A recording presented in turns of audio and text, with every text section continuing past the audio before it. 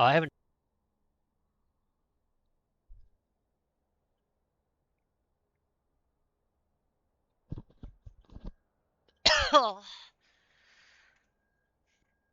Okay.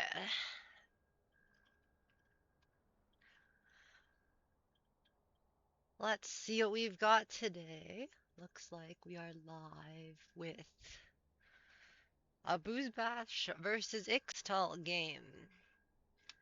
I see that Patty is participating in this one, so you already know that we're gonna have a giga banger tonight.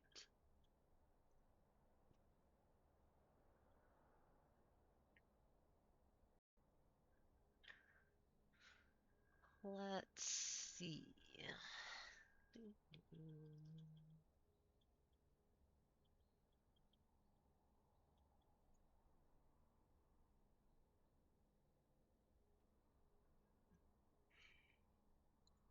Caitlin Nautilus so far drafted against Jinx Seraphine.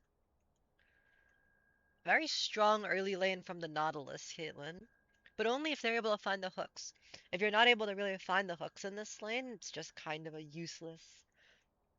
It's kind of a useless pick, and you kind of just die to the Seraphine poke under your tower. So have to see how that goes for them.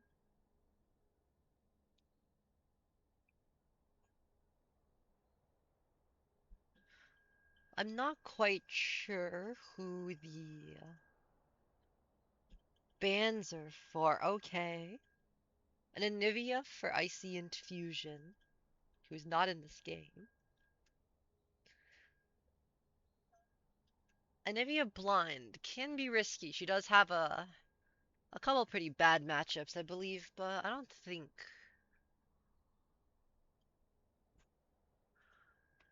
think that's gonna be a huge concern here for Camavor.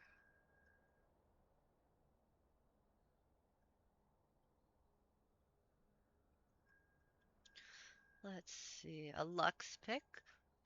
A Lux into Anivia, not the best matchup, in my opinion.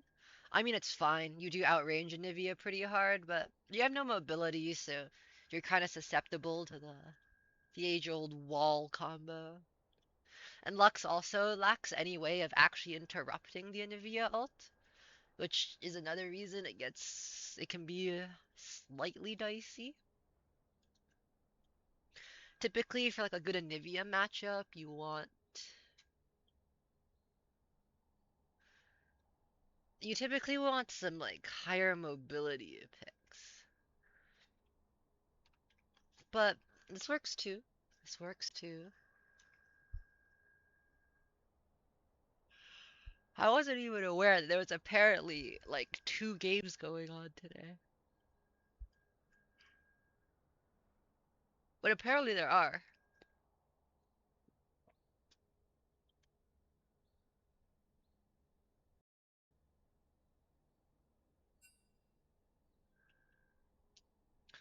It looks like we have a Jarvan ban. I see, I see. They missed their ban, so now it's Jarvan. That makes sense. That makes sense.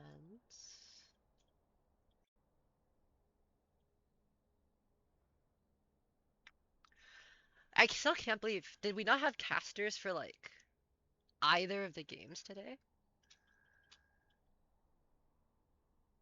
That's kind of crazy.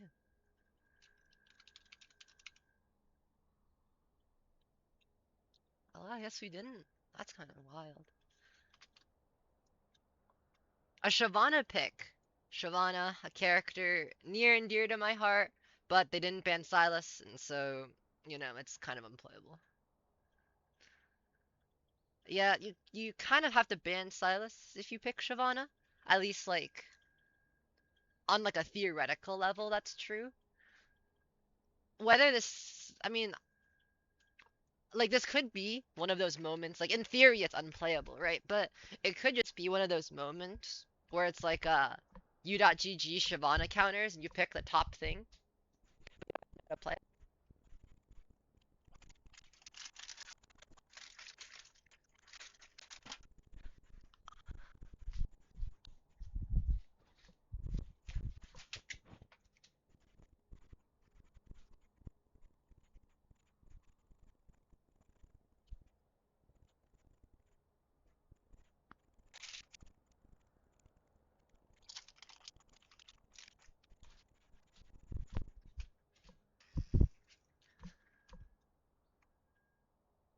And then Tryndamere into Zac for the last two.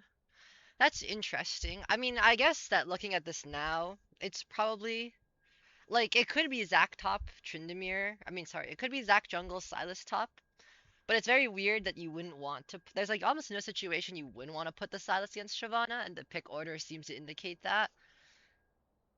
Zac into Tryndamere. I do believe it's a pretty good matchup for Zac.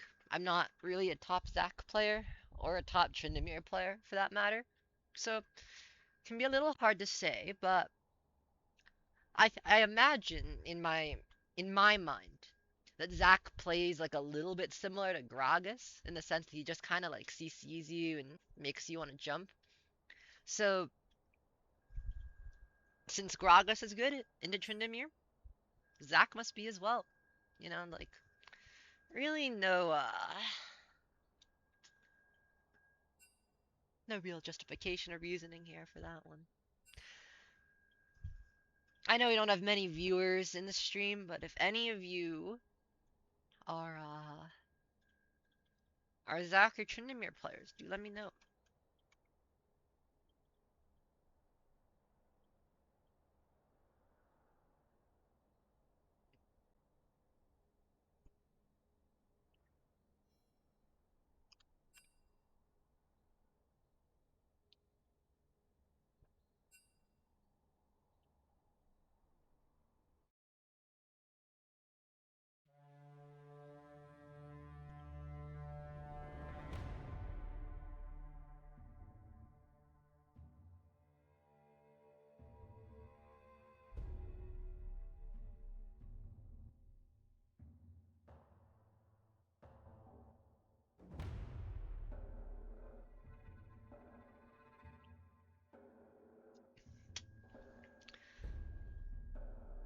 Hmm.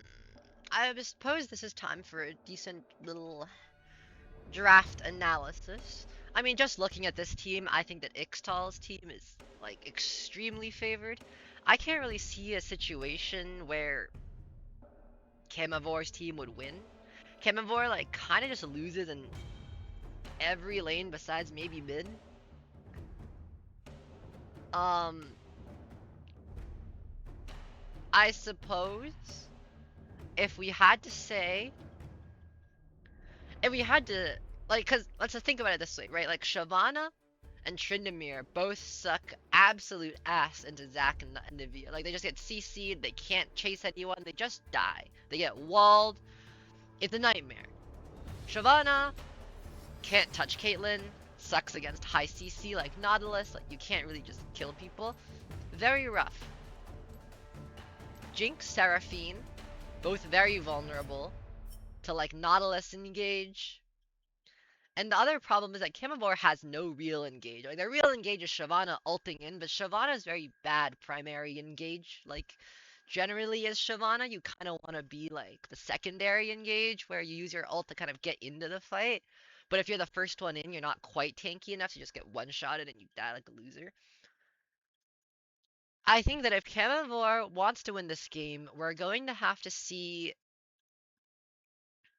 some kind of a lead generated through this mid lane pick. Right, because early game, Lux should have Prio, and hopefully they're able to turn that Prio into a big enough lead that doesn't matter later. And they can also win just by virtue of Sylas being like horribly useless if he's bad at the game. Like if this is a UGG Shyvana's counters Sylas, then very solid chance for a Camavor.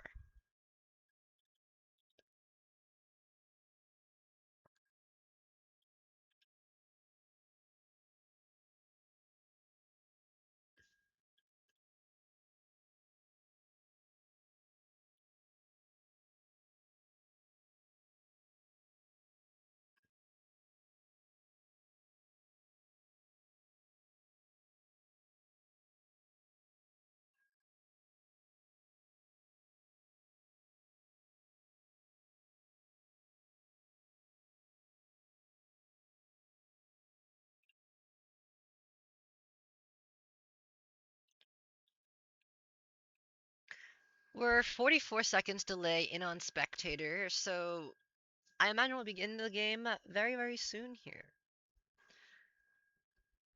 And I do look forward to this one. I feel like it's gonna be quite the banger. I hope it will be.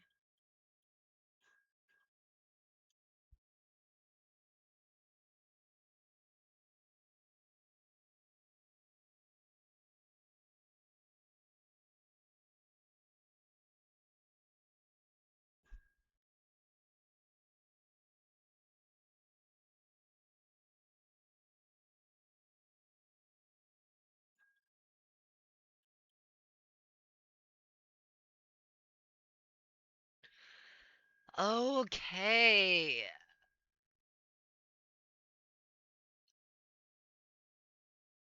You subbed for 25 months? What the fuck? I mean, thanks for supporting the channel. We always appreciate a sub. 24 months is pretty long though.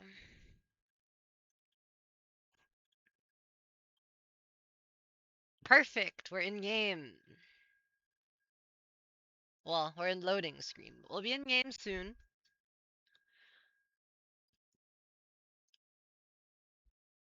Wait, it's Silas top, Zach jungle? Wait, what? Why? Okay, okay. So, immediately looking at this draft, I'm noticing that we've elected to pick Silas into Tryndamere, which I'm pretty sure that just has to be ass for Silas. There's no way that's a good matchup. And then Zach into Anivi, and Zach into Shyvana, who's not even like that good of a matchup. Why didn't you just do Silas jungle? What the fuck? Like, is this not just like a reversal of what should be done? Like, even the draft looks like did they just like psyop themselves? They're like, oh, like they think we're playing Silas against Shyvana and winning the game for free, but really, we're putting it against Tryndamere so we can lose for free. Boom. Mind destroyed. You never expect it.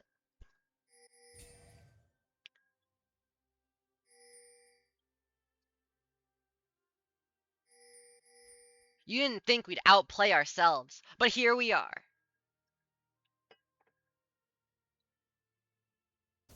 Yeah. It's like almost as bad as the Malphite one. But it's worse, like, if you just play Silas jungle, Shyvana literally can't exist. Like, anywhere she goes, you just go where she is, you press her R, and then you win the game. It's actually unplayable. When I play Shyvana, I permaban the Silas character. It's not playable. But for some reason, we've put Silas top against Hail of Blades Tryndamere, where he will probably get his ass absolutely reamed open. Like, he's actually going to be useless.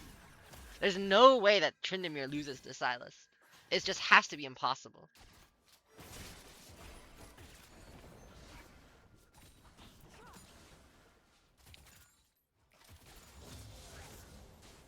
Oh! Buffalo Barrage forced the flash from the early Patty cube, and then a sniper going very low. Might get first blood at Patty! Smurfing on the Camavor bot lane.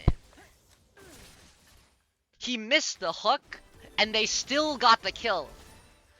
He tried to hook the support, missed the support, and then the ADC died. That's how crazy Patty is. He's mind controlled Vendetta Sniper into dying.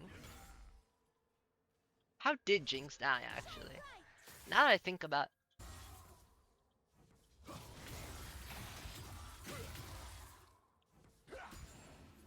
you know what? We take the wins where we get them. Patty finding the early hook onto the wall, gets that kill onto Vendetta Sniper. And that's the League of Legends you want to see in Chemtech, right? These unexpected moments is what we're all here for. Chase getting stunned, Anidia doing a decent chunk of damage, does not have electrocute, so the trade not going as well as you would hope, but Chase relatively low on mana here, actually. Might have to look for a recall in due time. Junglers are inverted on the sides.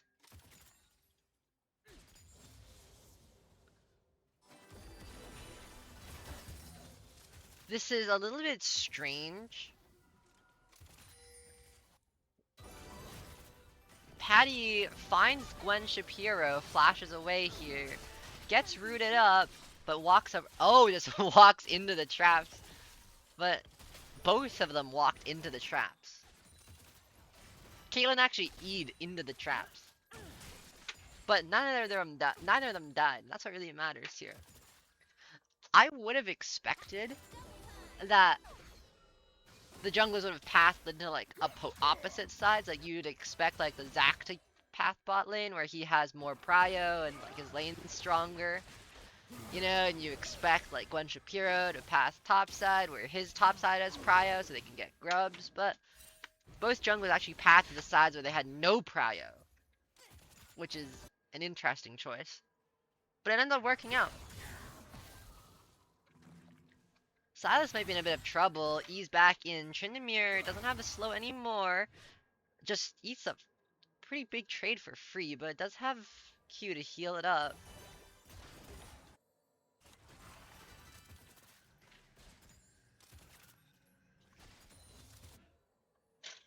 Zac behind quite a bit of tempo here. Zac has not yet recalled, which is interesting. He's done like... Is this his...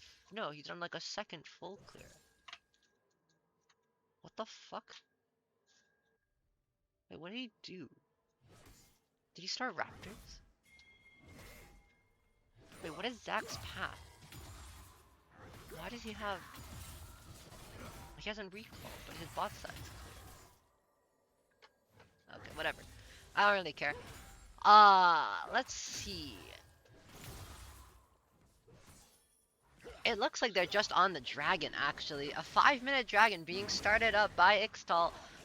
This may be an interesting choice. Camavor is very aware. Dragon at 2k. Gwen Shapiro posturing for a fight. It has those item leads. Patty is pretty low. Scritch might be in a bit of trouble. Drake at 1k. Scritch rooted up. Both of them just die. Zac in passive. Gwen Shapiro steals the Drake. A disaster from Ixtal. Anivia's here, but she's stuck in a 1v4. Very little she can do. Force a flash away from the Lux Q. Ixtal just traded 2 for 0 and a Drake. Leashing the dragon for Camavor. That was a bit of a disaster for sure. Doing dragon before like your first recall, typically very difficult. Dragon does a lot of damage in these early levels, takes a long time to kill, especially when you're playing like a lower damage jungler like Zac. And so you're seeing that like they got punished for it, you know? Camavor showed up in time with their team, and they just were able to just clean them up.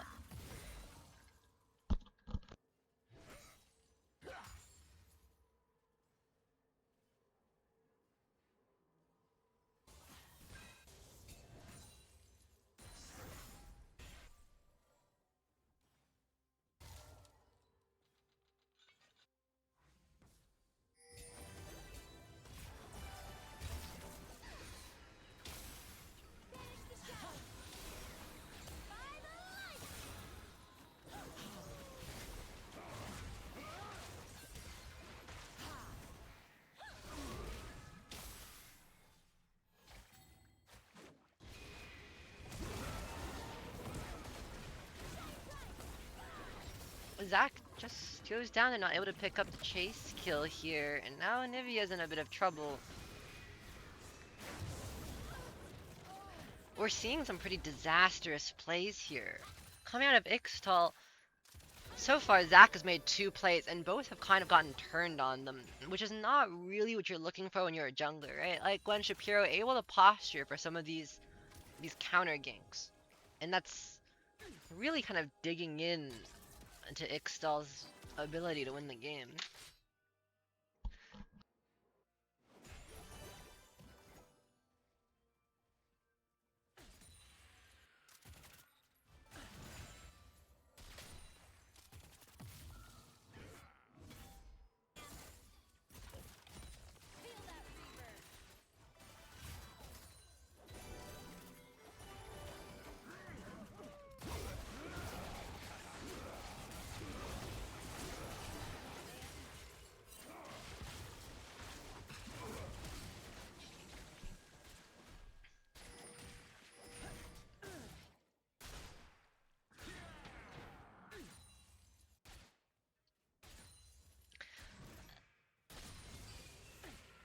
Yeah, Scritch really looks kind of uncomfortable on this Zac pick. It's doesn't really seem to be doing it for him. Gwen Shapiro, despite being in a game with Shyvana against Sylas, the Sylas has kind of just been trapped and has not really been able to interact with the Shyvana at all, which is really what you want when you're playing the Shyvana.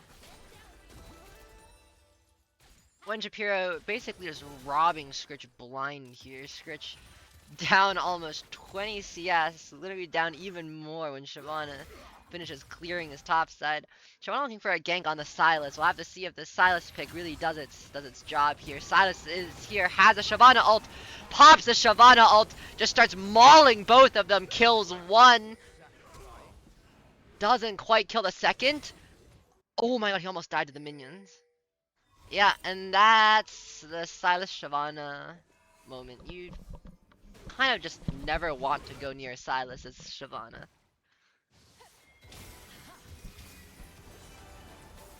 A bit of a fight here. Patty is here to assist Buffalo Barrage in a bit of trouble. Forced to flash away. Patty not going to flash after. Says we get the flash and that's enough.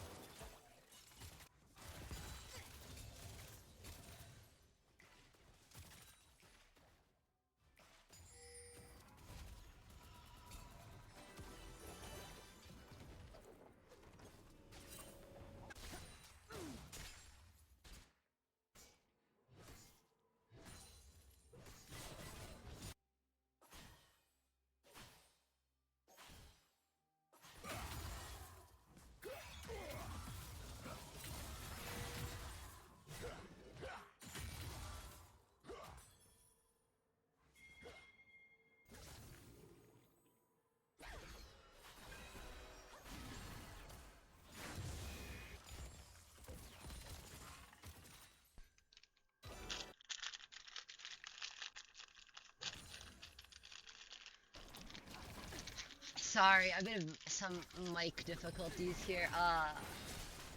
Gwen Shapiro taking a lot of damage from the Caitlyn. Actually dropping quite low. Gonna be forced to run away from these Krugs. The Noodle doing a decent amount of damage, possibly a trade. No trade here happening. Camavor is in a good spot. This is not quite what I expected based off of the draft, but it is kind of what we expected to happen with the early mid prio and all that other stuff. Oh my god, the Caitlyn does so much damage. Hextech, what's this called? Optic thing? Hex Optics C44. Already completed. And she just kind of chunks space. Up 30 CS, I think. Yeah. Ixtal as a whole is up almost 4k gold, 3.2k gold actually.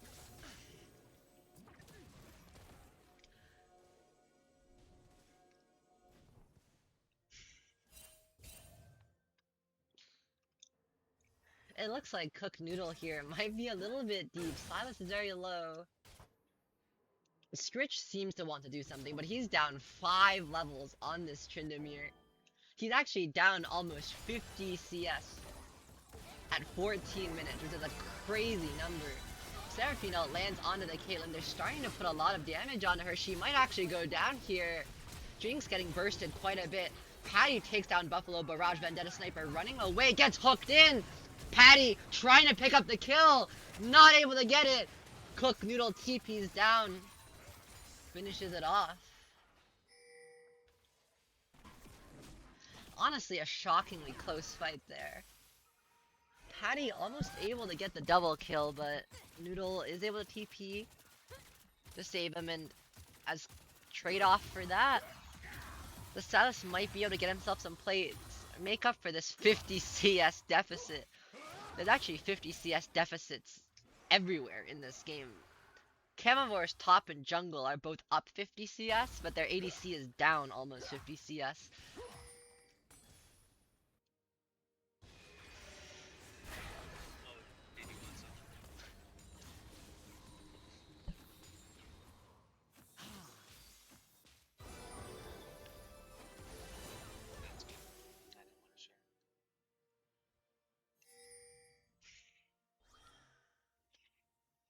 Looks like Camavor may be trying to set up a Rift Herald here, and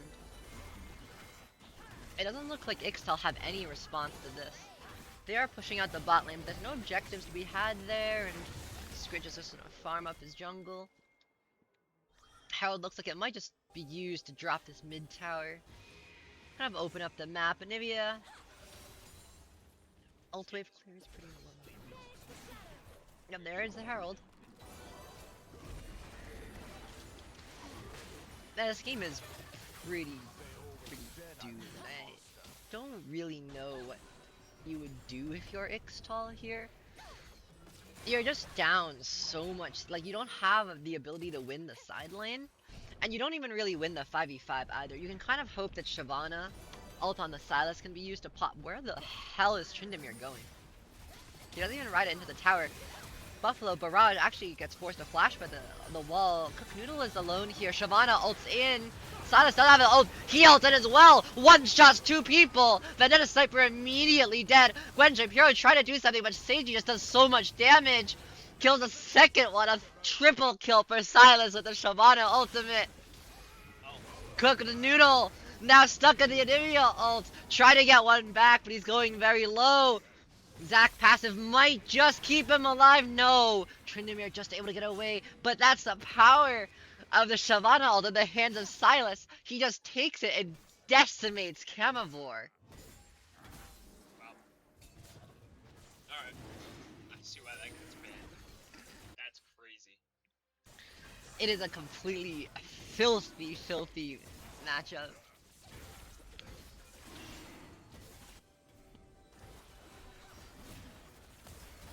Gwen Shapiro really just ulted in, and then the Silas just said, "I'm you but better," and then ulted into his team and killed Gwen Shapiro's entire team, and then killed Gwen Shapiro himself.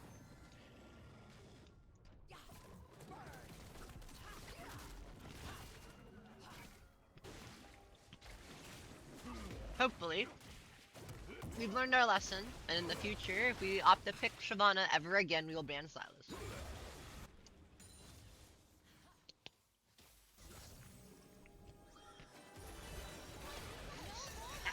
Patty is just dead.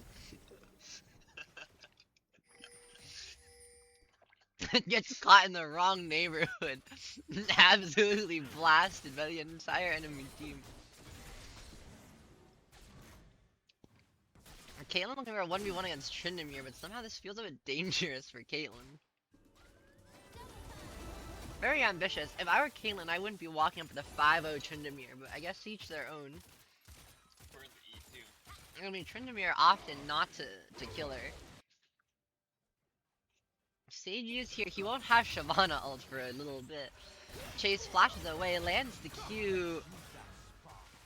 Oh, here's Shyvana! But Sylas doesn't have her ult, so it might...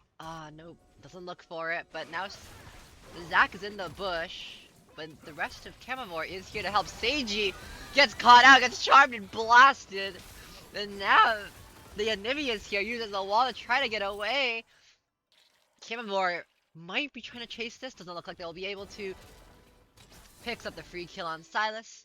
Cook Noodle here might actually be trying to cut off Patty, who just spawned and now might be taking the quick route back to base immediately. Gets walled off by his own Anivia and just killed.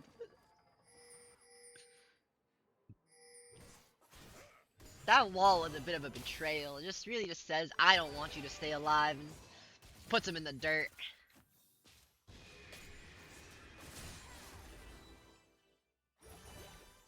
Patty doesn't have... Okay, he just upgraded. He finally upgraded support item.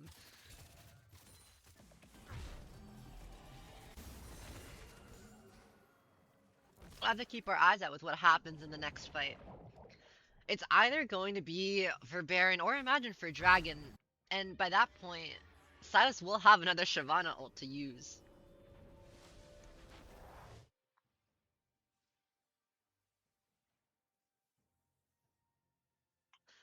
A bit of a lull state here, but if we revisit the gold lead, it's actually only grown. And I think a huge part of this gold lead is still just in the CS gap. Like, we're just down so much CS for no reason. Top and jungle specifically are just suffering to the nth degree. The Zac is completely broke, and so is Sylas. I'm honestly pretty surprised that both of them opted for CDR boots, especially Sylas. Like, you would expect that in the Tryndamere matchup, you at least go tabbies or something.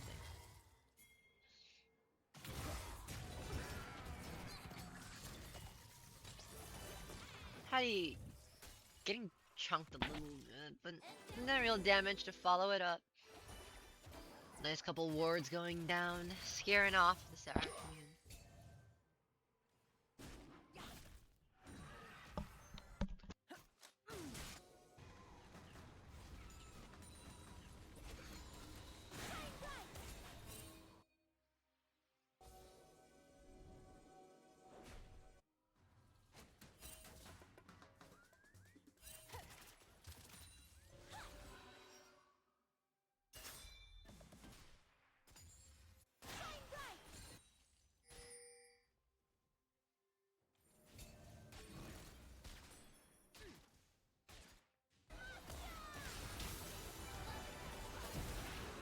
Anivia is just put into the egg form. It doesn't look like she'll be able...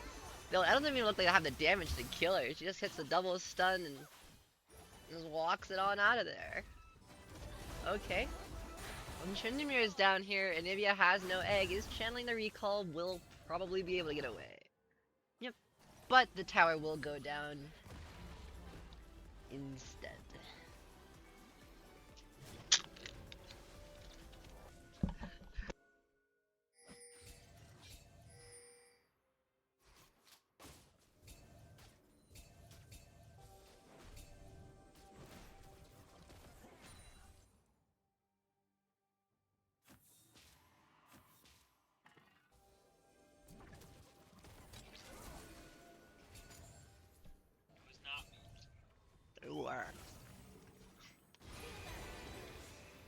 And there's that dragon fight we're talking about. Let's see if Sylas is able to pick up a Shyvana ult.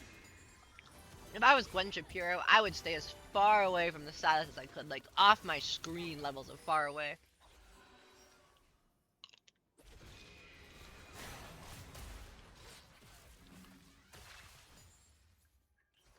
Because the Shyvana ult is just easily the best ult.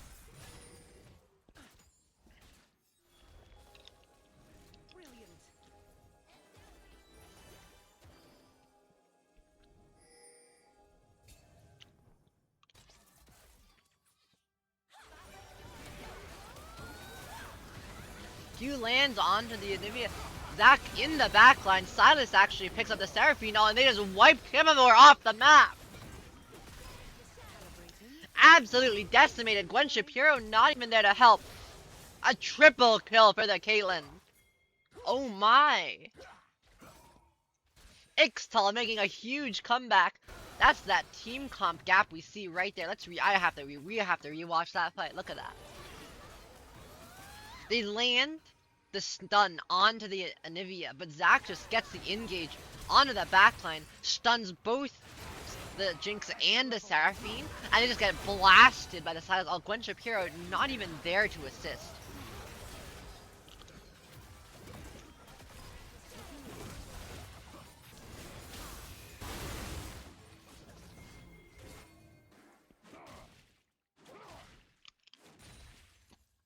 It's very weird. It is very weird, Toph, that for a 5-0 Tryndamere, he is shockingly weak. Like, normally, when I'm playing against 5-0 Tryndameres, they just tower dive me on repeat. Like, they just ignore me and kill me. But now this Tryndamere.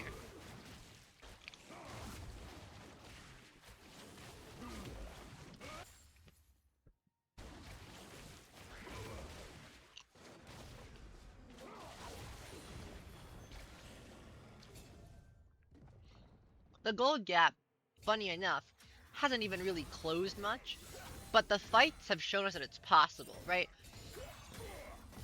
Kind of like what we said in draft, that Ixtal team comp is just so much better and so much easier to execute that they're just able to get these amazing fights for almost no effort.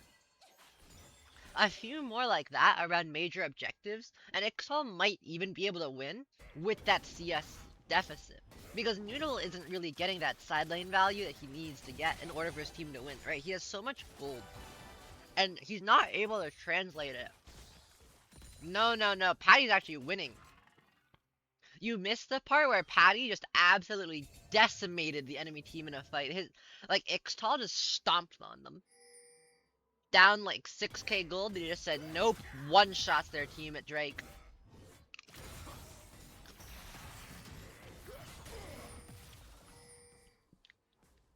And Tryndamere just doesn't want to auto Silas. I don't really understand why it's so difficult.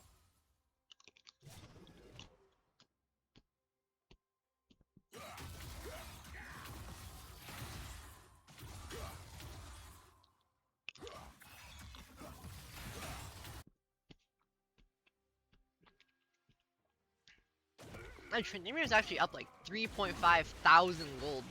That's like more than half of his team's gold lead. But he's not doing anything with it. He's not even getting tower damage.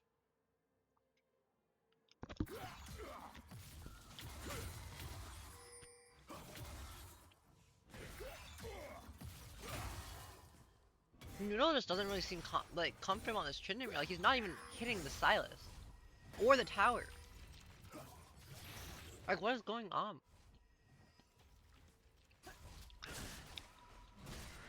Chase did get his Lux, but I actually don't think he's one-shot a single person this game. He's gotten no picks on his Lux. So, just saying.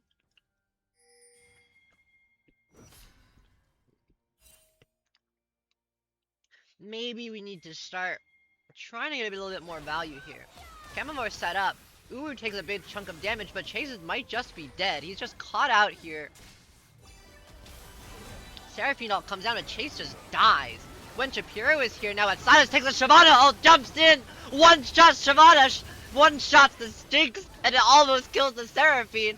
Now Tryndamere is here, 1v5, but gets one-shot by a Shyvana E.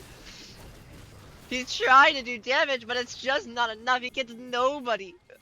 Ixtal gets another huge fight, and Camavor gets wiped off of the map.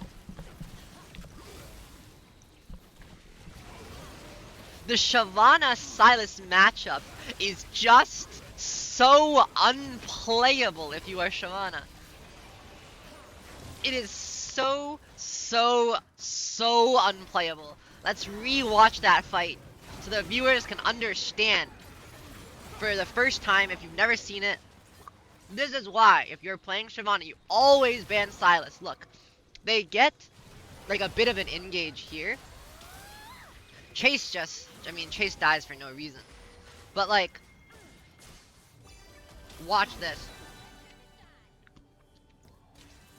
Seraphina lands, Chase dies, Shyvana ults in, hits the onto the Caitlyn, and it looks like for a second it might be okay for Camavor. Right, but then Silas takes the Shyvana ult and goes in, and just the fireball and the auto just straight up one-shots the Jinx. And they just lose. There's nothing they can do. They just immediately die.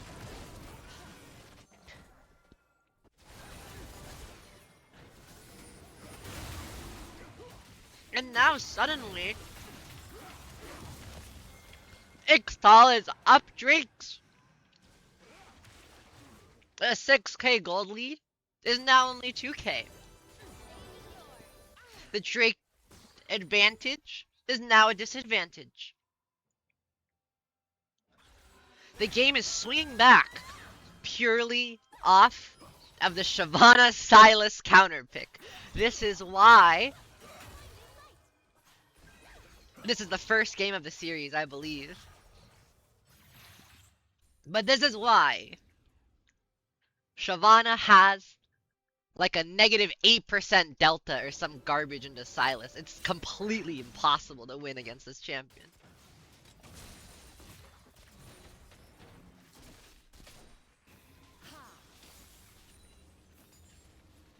I hear you, Kel. I think that, like, they should be able to win with Tryndamere on the side, right? But the Tryndamere doesn't know how to play the side. Like, we see that he's not pressuring Silas at all. Like, Silas can just stonewall the Tryndamere. So the 4v5 side lane doesn't even work. Silas is here. He did die. They managed to kill him, but they trade Gwen Shapiro's life for it. 1 for 1. It looks like that might be enough to blunt the Ixtal push down the mid lane, but the Caitlyn is very, very strong now. He's 6'2". Oh my god, wait, Caitlyn actually Flame Horizon Vendetta Sniper. No more feeding. Up 110 CS. And 5k gold. Yeah, this game is fucking doomed. Camavor can't win at all. We are ADCs are down 5k gold, and you have Shyvana versus Silas. Gwen Shapiro is literally not a champion this game. In fact, Gwen Shapiro would probably contribute more to his team's like team fighting wins if by just not showing up. Like if he just AFK'd in base, his team would have a better chance of winning because they wouldn't be able to get one shot by the Silas ultimate.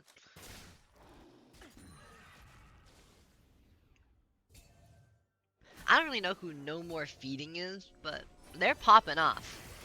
They've been putting in work this game. Cook Noodle finally leveraging his muscles, saying, I'm gonna flex on the Silas, does a decent chunk of damage, but now forced to pop ultimate. There's 3 members here looking for him. His ult might not be enough to keep him alive. He's on 1 second, he gets the Silas 1 for 1 at the very end. Maybe, just maybe, by making a few more plays like that, Camavor can find their way back into the game. If they can avoid these 5v5s that they get stomped in, they can win. But it requires precise side lane gameplay. They need to know what they're doing. Chase is about to get 2-shot by the Caitlyn, by the way. Boom, he's dead. Just like that. Just dog walked by Caitlyn. Just smited. I've waited long enough. Dusted. Thanos snapped out of existence right there. Chase under tower, gets his main, runs into the wrong neighborhood, 3 autos, he's dead.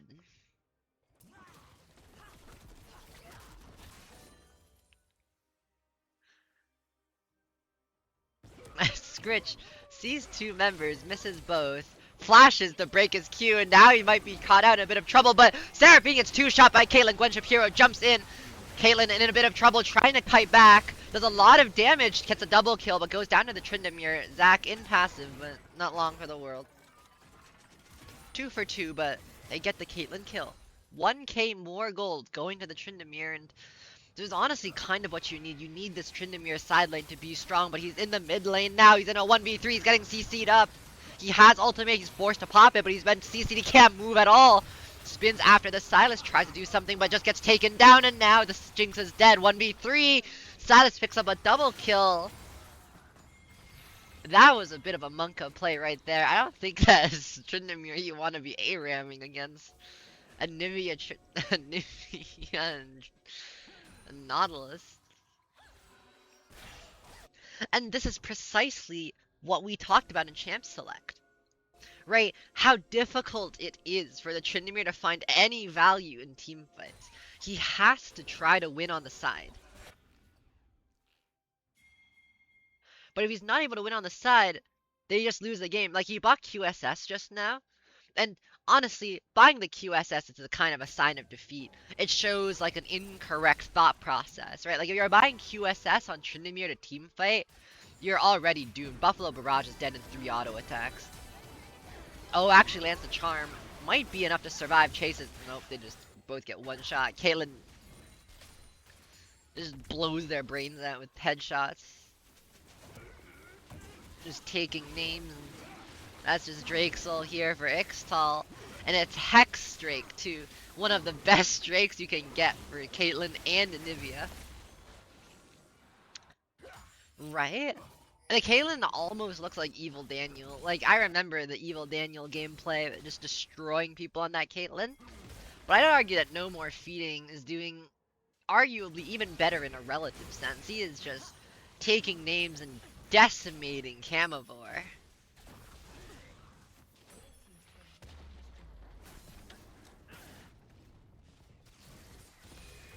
I just don't see a way out of this game for Camavor. I think they've just lost. Jinx gets like 2 shots. Oh my god. The Caitlyn almost one shot. One shot Seraphine.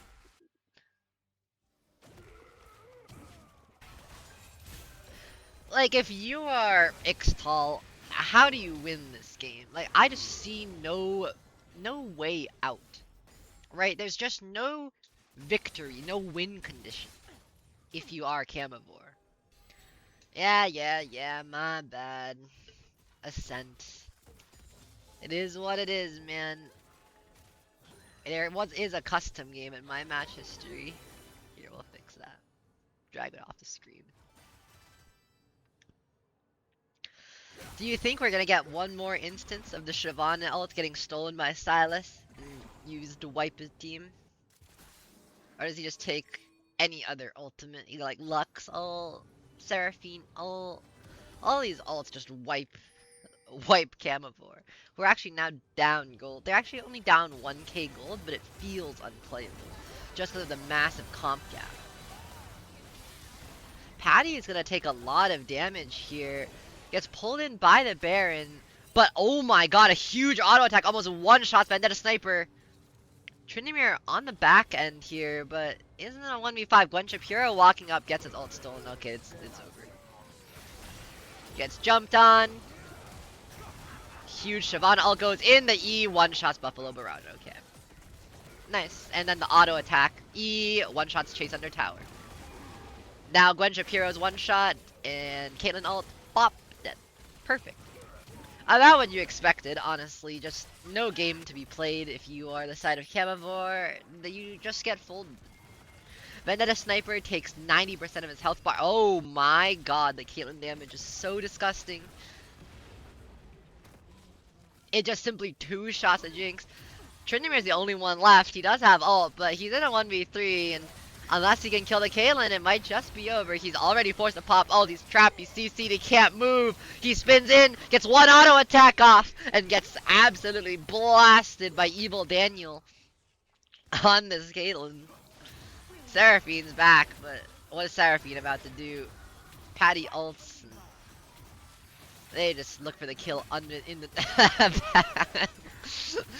Patty hooks into the wall from who just died. Oh, what a game. What a game. Camavor looking super solid. You know, it looked like they'd have a chance, and then the first fight happened. And Silas got the Shyvana ult. And that was the end of the story. They got obliterated. Decimated, even. Absolutely blasted out of existence.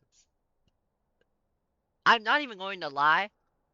I think that the Zac could have basically been AFK that game, and they still would have stomped them. Because it's just such a horrible matchup. The team comp is just so far in favor of Ixtal that, like, Faker himself could have been playing the Shyvana and he would have lost the game.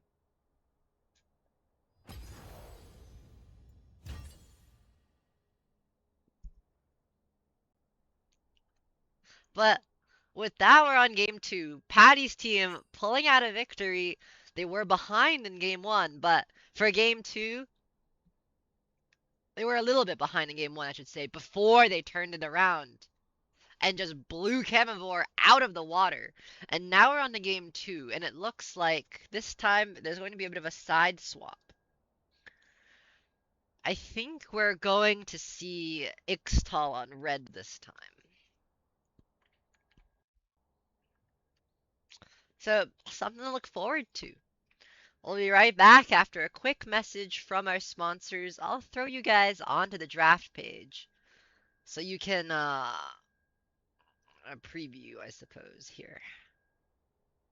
Enjoy. They're still figuring it out, but I imagine draft will start shortly. I'm gonna get some water.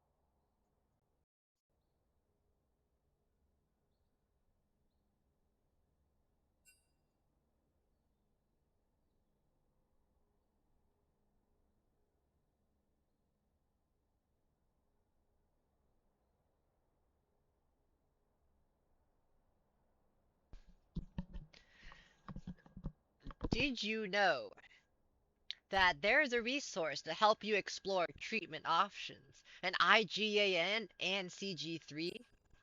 Learn what experts are saying about IgA nephropathy and CG3 with Medscape WebMD Professional today. And just like that, we are in draft for game number 2. As we expected, the sides are swapped. They may just end up banning the same thing. I kind of expect them to.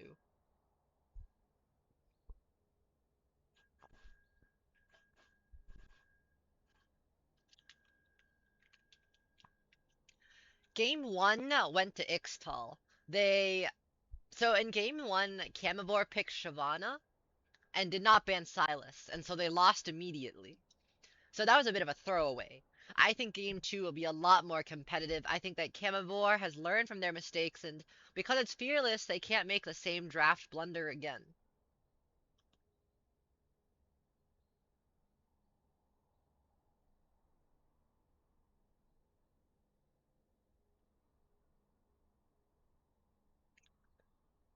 I think these are similar bans to what we saw in game 1. I'm actually not too sure. What was game 1, actually? Yeah, these are identical bans from game 1, so... Just a mirrored ban list. A B1 Smolder from Camavor.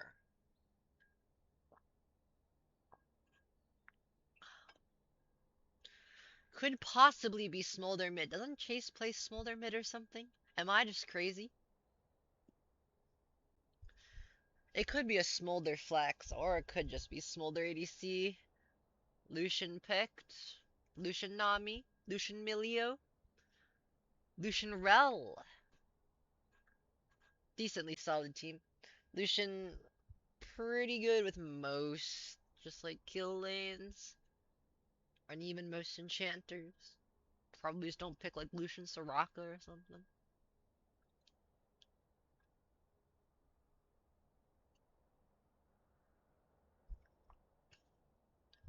And the Braum.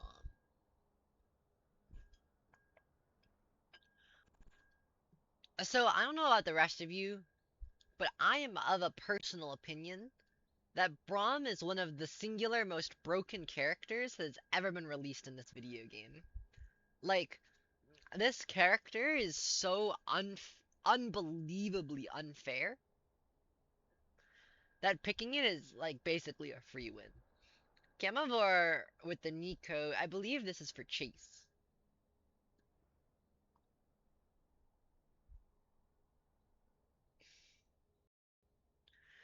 And Nico, a pretty cheesy character mid, I would say. Nico actually very, very strong in lane, but kind of scales like dirt. LeBlanc into Nico, it's not even actually very good for LeBlanc because Nico kind of just like folds everyone mid.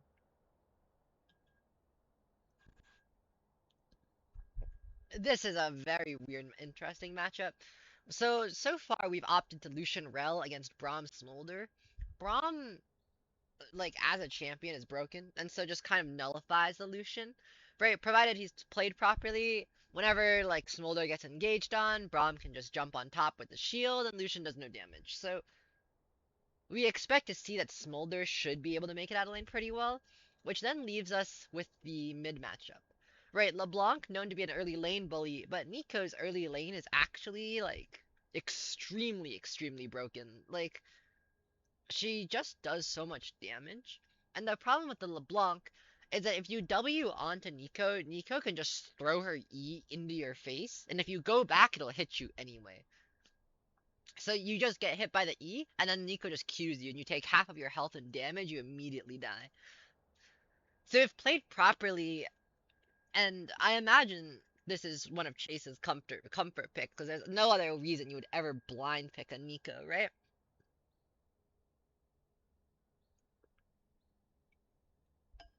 It hopefully is able to eke out an early win against LeBlanc.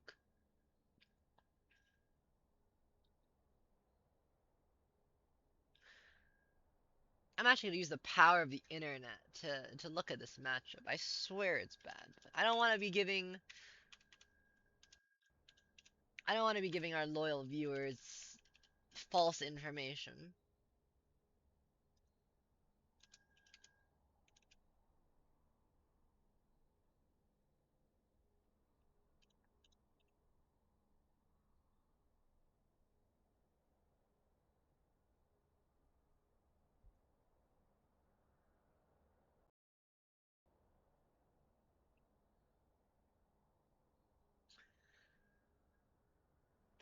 Okay, so according to Lolalytics, it's actually like a decent matchup for Nico, so I'm right. No false information. No misinformation, I should say.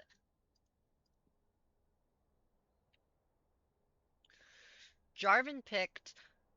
Jarvan against LeBlanc, Lucian, Rel, Lee Sin is definitely a choice of all time.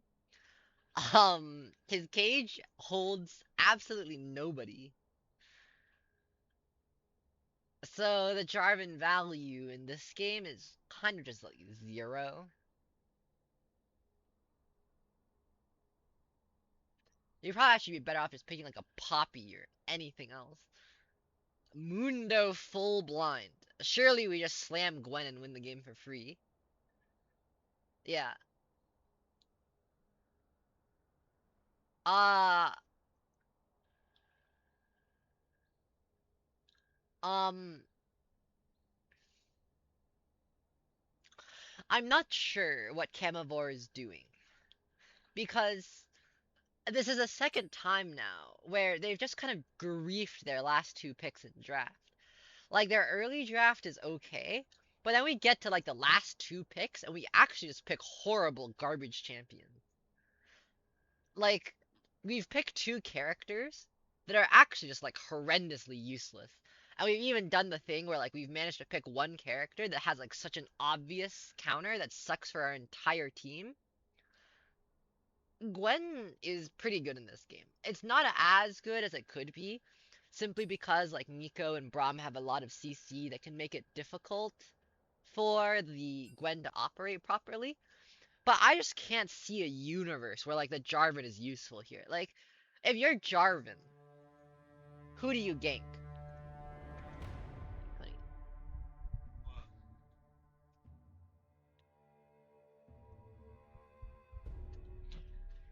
If you are this Jarvan, so why did we pick I just can't fathom why we would pick Jarvan after seeing Lucian, Rel, LeBlanc, Lee Sin. Every character has a dash. We can actually do nothing with Jarvan. It is a useless ability. And then we last pick Mundo. Gwen. No, they left Gwen open. And they just picked Mundo, which gets folded by Gwen. Like, that's the main reason you don't pick Mundo, is because like Gwen's open and Gwen folds Mundo, just like farms HP off of him. Yeah, but they have a Braum, so it's fine. Braum is a very broken character. Braum's so broken, it's fine. Maybe. The No, Braum they factor. get destroyed. Gwen kills everyone. The Braum factor does exist. Like, this entire game is really on in the hands of Braum and Nico. If Nico can just skill check LeBlanc and get so ahead that she just ults in on a minion and one-shots Gwen and Lucian, then the game's pretty winnable. But if Chase is not able to pull out a performance, and mind you, Chase is a pretty good player, but his last game performance on the Lux it left a bit to be desired, I think. Wait, it's Buffalo Nico? Oh, it is. It's Buffalo Barrage on Nico, and it's Chase playing Jarvan?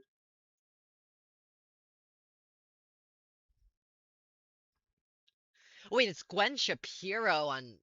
Wait, they just swapped, like, all their lanes. What the fuck?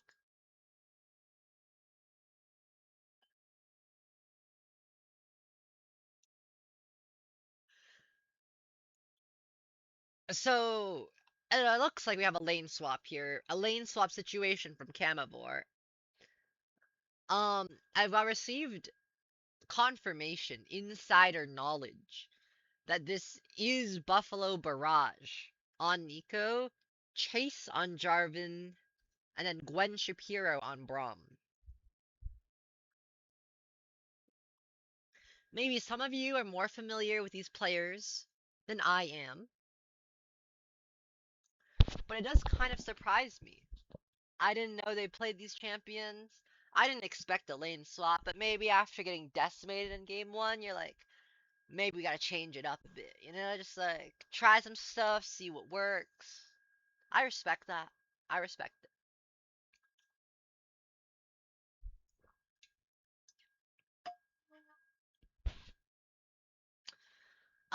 I'd comment, now that we have a bit of time, I would comment on which draft I prefer. But after listening to me yap about the draft, I think it's blatantly obvious which draft I prefer.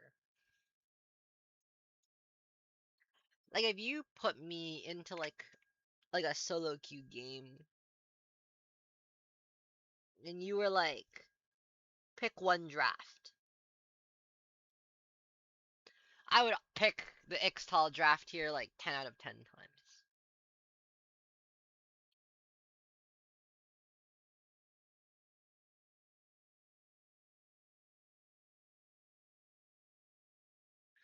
I suppose it should be noted that the Ixtal draft is a lot harder to pull off.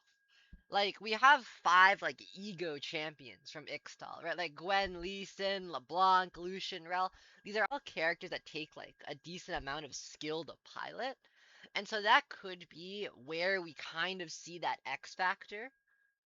Camavor's champions are all comparatively pretty easy, if we're gonna be honest. Like, Mundo, Jarvan, Smolder, not the most difficult champions out there.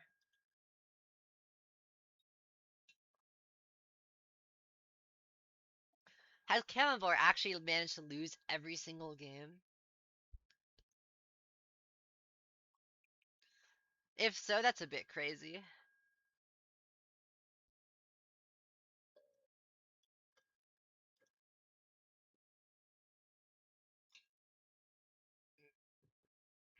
What the fuck is that Mundo skin?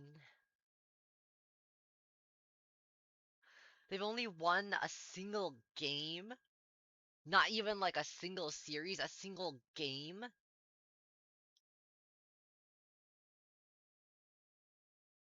That is fucking sad if that's true. They don't have the actual... But they don't have the numbers on that? Is that actually true? They've won a single game?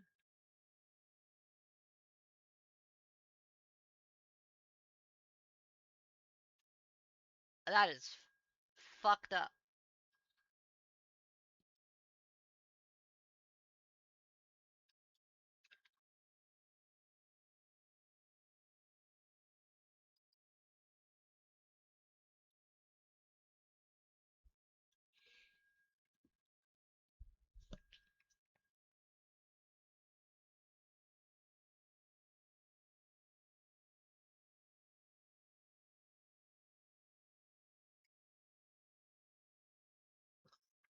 One in 8 on games. That is a little bit embarrassing. But with drafts like this, like what else can you expect? You know, like normally I would say that like because it's Chemtech, draft doesn't really matter. Like as long as you're good at your champion, you're like you can win. But like when you draft poorly to like such an extreme extent, draft does actually kind of start mattering. What the fuck is going on? Okay.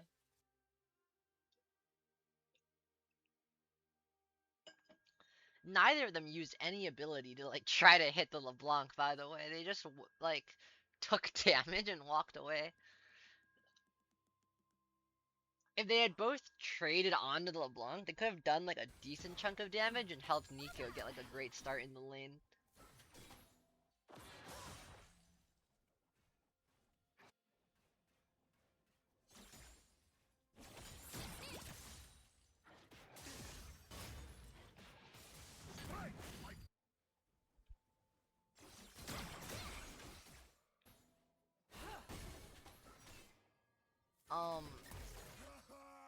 Okay.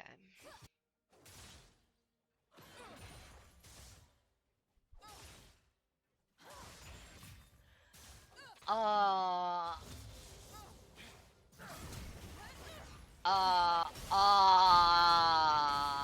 Patty?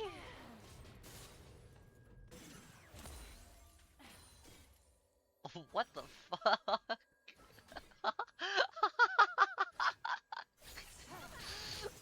What the fuck was that? Oh my lord.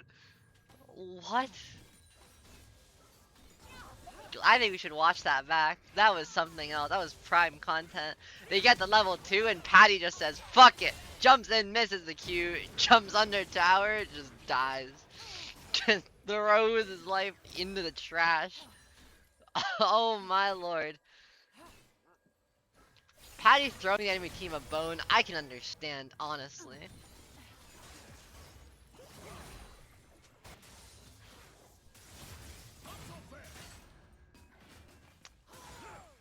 Patty just knows that Lucian will win 1v2 anyway, somehow.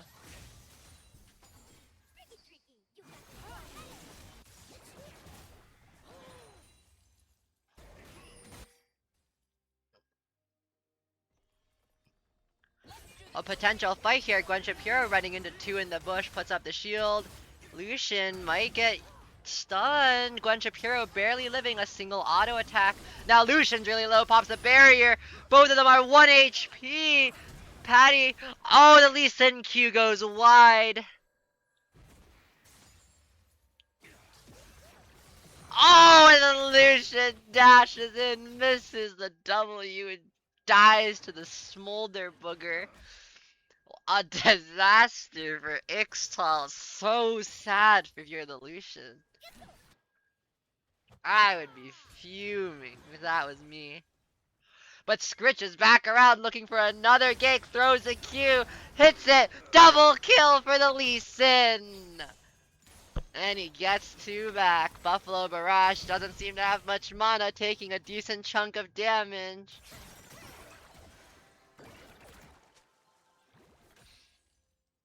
That was quite a bit of whiplash from the bottom lane.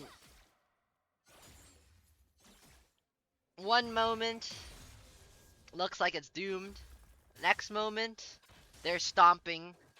Jarvan somehow just behind like an absolutely disgusting amount of tempo. He hasn't even gotten his reset off yet. He's up like maybe a single camp of tempo, but it'll be gone soon. LeBlanc probably wants a reset here, has no mana whatsoever.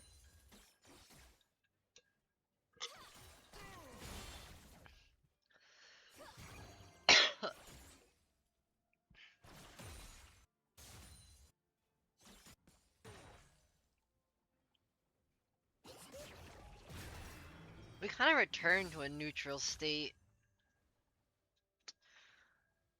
Ixtal does end up, like, they're ahead by like 200 gold, but that's not like a real lead. What's real is whether is a Lee Sin gold lead over the Jarvan. We'll have to see if he does anything with it. Jarvan still hasn't recalled, which means that if Lee Sin wants, he could potentially look to take this dragon, but his laners aren't really pushing for him. So he probably won't have Cryo by the time he gets down here, unless they're letting the wave coming in and then bouncing it back here, but we'll have to see. Patty poised for a little bit of an engage, but is half HP. Might just die if he goes in. I would probably be careful of this. Quick trade from Lucian. Gets a bit of damage off. Chase recalls. Has to kind of go top now. It's really awkward if he redeploys bots, so we kind of expect Lee Sin to just get the dragon. Okay.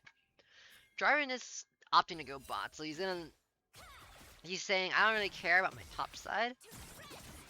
I don't think Lee Sin's gonna steal it, or maybe he just didn't think about that at all. And he's going to redeploy bot. Lee Sin at this point, assuming he ever sees Jarvan, he sees Jarvan now, should know that Jarvan's bot side, so top side is pretty free. Quick trade coming out from the Lucian, but Lucian's gonna take a lot of damage, gets stunned up, might actually be dead here, has barrier, forced pop barrier, but might die anyway. Lives with 1 HP, but Braum Q finishes him off. Lee Sin is here, but is going to retreat. And no more feeding, maybe riding a bit of a high horse from last game, bites off a little more than he can chew. Lee Sin does look for the return, Vendetta Sniper might be in a bit of trouble. Lee Sin Q connects, takes down the Smolder. They had a ward there too.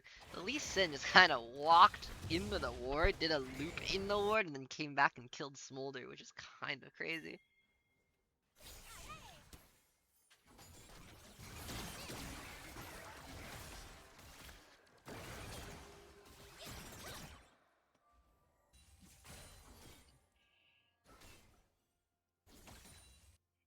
A bit of a strange game for sure. If I was Buffalo Barrage, I would be saving my E for the LeBlanc W's. But he's just throwing them in there raw, like completely raw. Oh my god, the sneeze almost stole the dragon.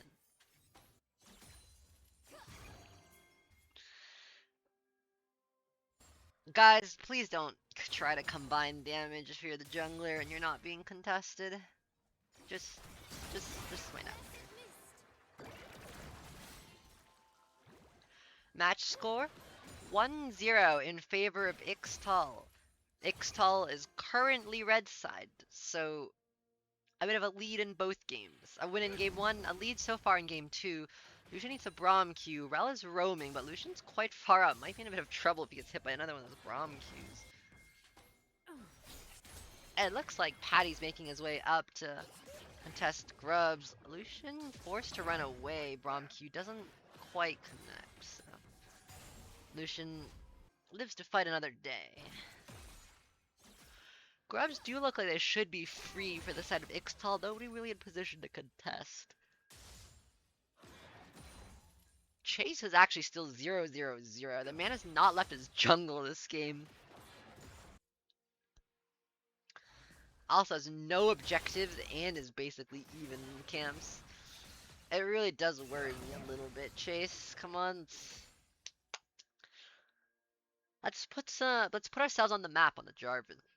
Jarvan is an early game champ. You want to impact a map early. You kind of just fall off. Lucian might be in a bit of trouble. Braum Q doesn't connect though. He might just be able to walk this one out, but no, Braum ult forces the Lucian flash. Man's kind of suffering. Patty hasn't been here. He loops back around, but Gwen Shapiro gonna look for another one of these autos. But now LeBlanc is here. Not really able to find anything. LeBlanc really doubt he can do anything in this situation. Gwen maybe looking for an all-in on the Mundo. Pops the ult, pops the ignite. Mundo trying to walk this one up. Pops his ult as well. Gwen doesn't really have the damage to kill him. I probably wouldn't be taking this fight if I was Gwen, but to each their own.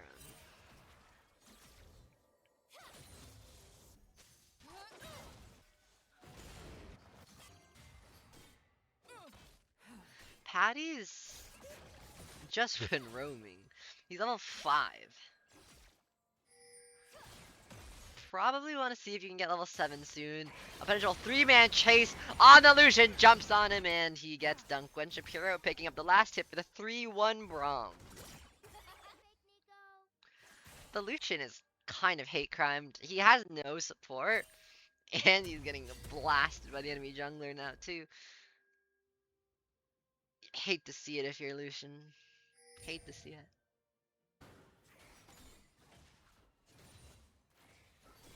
I'm really surprised that Patty is just laning mid.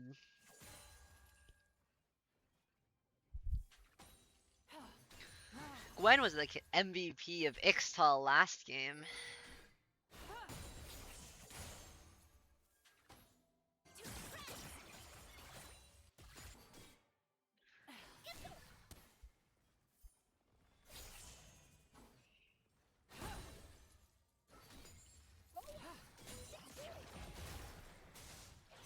Looks like Patty's return to his lane does pick up level 6 for himself, so Rel eating pretty good. Perhaps a tactical roam. Really abusing that catch-up XP.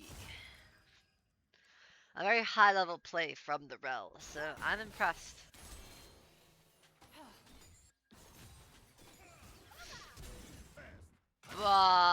Lee Sin Q misses. Gwen flashes anyway. Lucian exhausted, almost stunned, in a bit of trouble. Gwen Shapiro picks up another last hit on the kill. Patty now stuck in a 1v2, going very low. Is Gwen gonna take this one too? No. Lucian kind of going from evil Daniel hard carry gamer to just kind of like shit on a shovel in this game. Man is suffering big time. Buffalo Barrage's skill shots are just going into the ether. Lee Sin is here, but East Braum Q. Ward hops away, but LeBlanc might actually be in a bit of trouble. Maybe Nico had waited to ult till after the LeBlanc got hit by E. Would have been able to kill, or just ignited as well, but no ignite.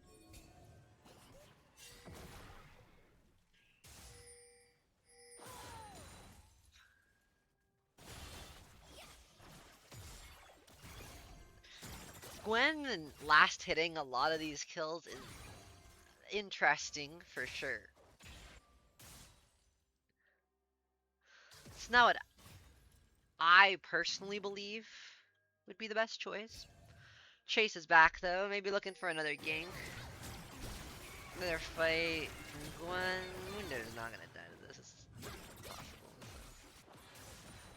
Flash comes out, not much else to lose. Probably could have just walked that one out with the ult, to be honest, but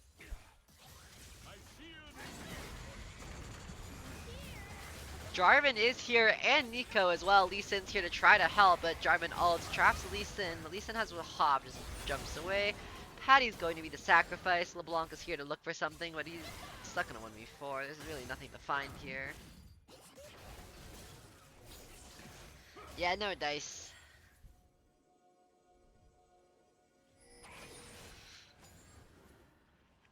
The Lucian might just be a little bit too behind. Buffalo Barrage taking a huge amount of damage just simply dies, but now Lee Sin is stuck in the middle of the enemy team. Going to end up being a 1-for-1. LeBlanc getting chased off, but with Lee Sin dead, that opens up the Drake for chase, and it looks like Camavor will pick themselves up a free dragon.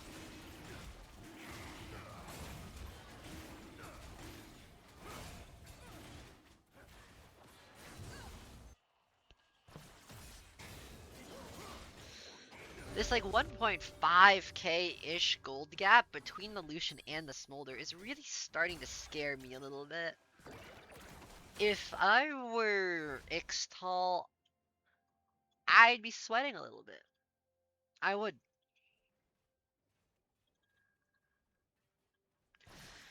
You really don't want to be this behind on Lucian, if you can at all avoid it. He seems to be down, like, yeah. All items are spent, all gold is spent too, about 1.6k gold deficit in items.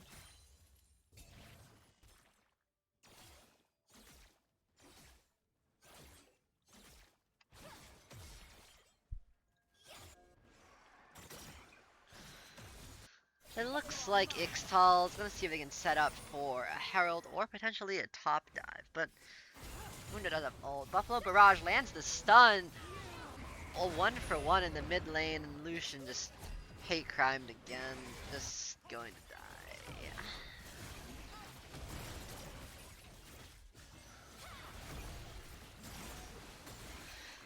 The Lucian really did just go from being a carry to being a fucking piss ant, huh?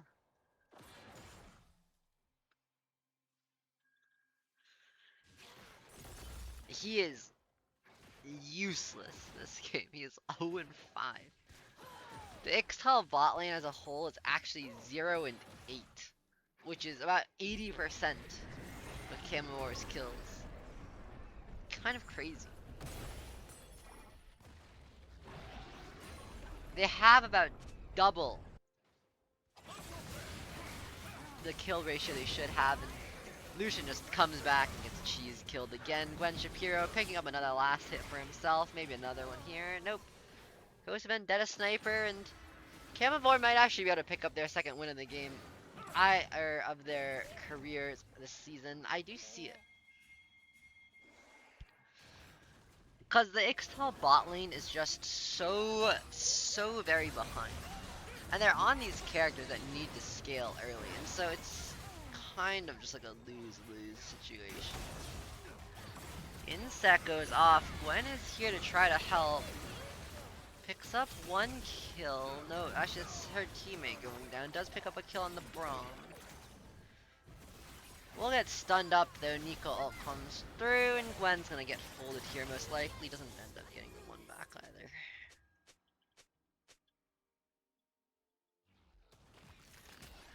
Yeah, I'm not gonna lie, this one's doomed.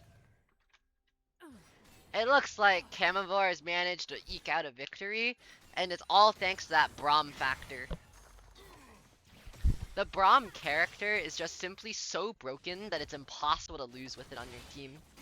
Any fight that has Braum in it is automatically winning for Braum unless he trolls. They're hitting Mundo, but they do literally no damage. It's Rel and Lee Sin. Like, what are they ever gonna do to this Mundo? Man's fine, has ultimate. Worst case scenario, he pops it, walks it out. Or he could even bait for his team. They're actually sending 4 people up here to kill him, so he might actually be dead now. I don't know why Gwen TP'd, but Mundo does have ult, is healing quite a bit.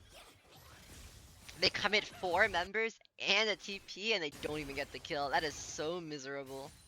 And meanwhile, they're just gonna, like, lose plates mid, and yeah, it's not good, not good. Mundo's full HP again.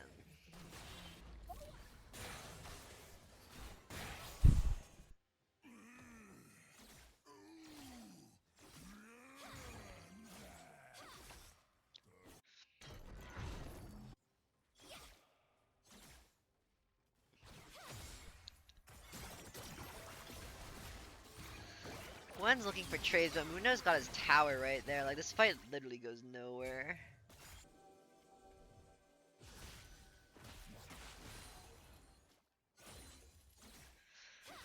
a potential play on the bot side here if you're Ixtal. But they're getting collapsed on by Camavor, who has 4 members down here. A lot of damage coming out. Jarvan ult pretty big, does a lot of damage here. LeBlanc forced out of the fight, but Smolder going very low, goes down to the Lucian. Nico ult is in here though, hits 2 Lucian ultimate. Culling entirely blocked by the Braum, but he is pumping damage. Takes down the Braum, but now it's Lucian against 2 members.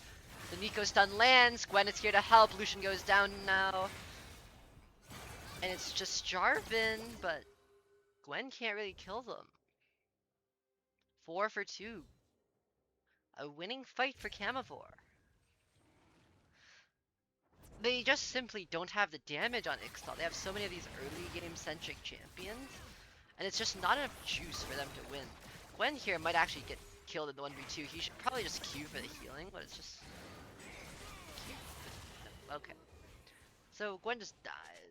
Yeah, this game's over. In my humble opinion, they're cooked. They're down 4k gold, and unlike the last game, their characters kind of need to be ahead to win this game. Could be a disastrous fight though. Jarvan going very low. The rest of Ixtal is here to fight. Smolder ult hits quite a few. Patty goes down. LeBlanc going very low. It's just Lee Sin now. They probably will be able to push them off of this Drake. No steal potential. Kind of another disaster. Lucian did go top to hit the wave, so it's kind of strange that they decided to fight down here. Sorry to see Ixtal crack a bit at the seams. We might end up getting a game 3 after all. And wouldn't that be a swell time?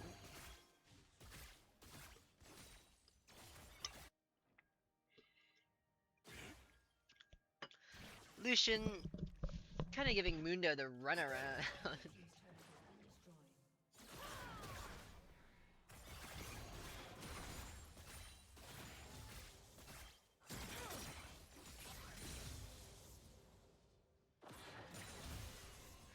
I suppose the question we all want to ask is, if you are Ixtal in this situation, how do you win?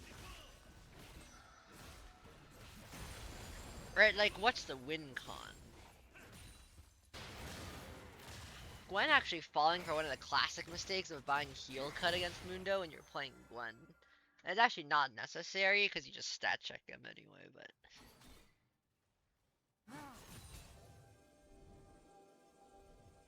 Oh well.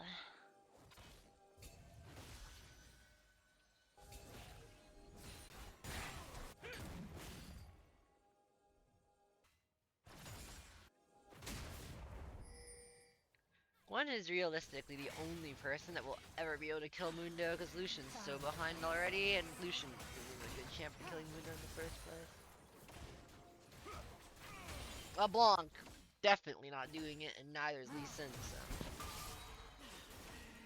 I honestly don't even know why LeBlanc is looking for this fight. It's completely impossible for her to kill the Mundo. It's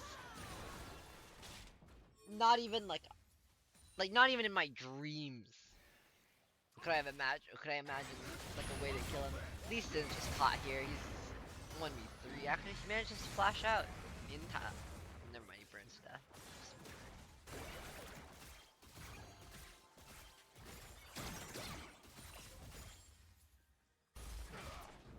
Kind of folded by Mom. I was honestly hoping for a quick 2-0 as I was getting a little bit sleepy, but it looks like we might just have some banger games after all.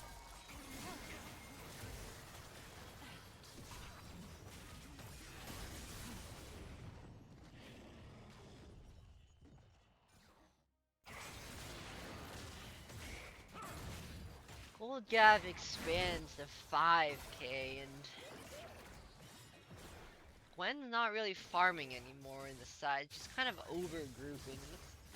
The big problem you see with a lot of Gwen players. You kind of, as Gwen, just need to get your items. And so you should always just be farming. You basically never want to group. Once you start grouping, you know the game's over. Lucian is just gonna get beaten down, like 3-shotted by the Mundo. Can't run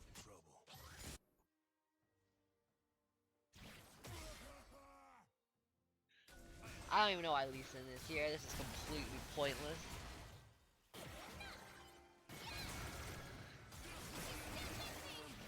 Mundo could honestly just raw TP out if he wanted to. They have nothing to stop him if he does.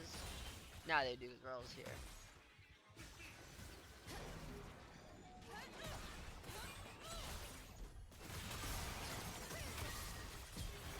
I'm kind of surprised that Mundo opted to run into the enemy base instead of away from it. Ixtal does kind of need freebies at this point if they're going to try to win.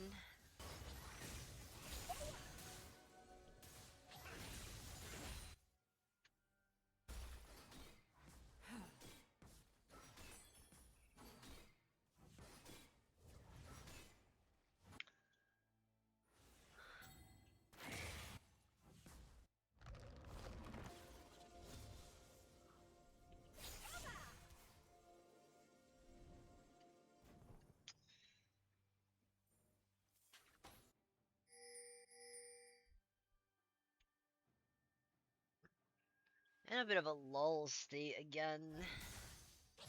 Potential fight happening mid, but doesn't look like it'll amount to anything. If you're Ixtal, you kind of need to make something happen. Because your team does get outscaled pretty hard. It looks like Lucian might be almost engaged on. Jarvan not quite able to fund the ult, so Lucian manages to live just here. Another Drake is coming up, and Camavor is set up for it. Ixtal may try to fight. Mundo's on side lane right now, but will have TP to join his team should they actually opt to do this dragon. Ixtal establishing a bit of position. They managed to turn the last game on a team fight, so maybe this is what they want. It's what they're going to look for. They have all 5 members here ready and rearing to go. If there's any time, now is it. Jarvan looking for the steal on the side lane. EQ's into the bush. They do see him though. They're starting to hit him. Lee Sin gets the dragon. They jump in. Gwen is here though. Just gets one-shotted. Lee Sin there too. None of them on his team are here to help, and they just get folded.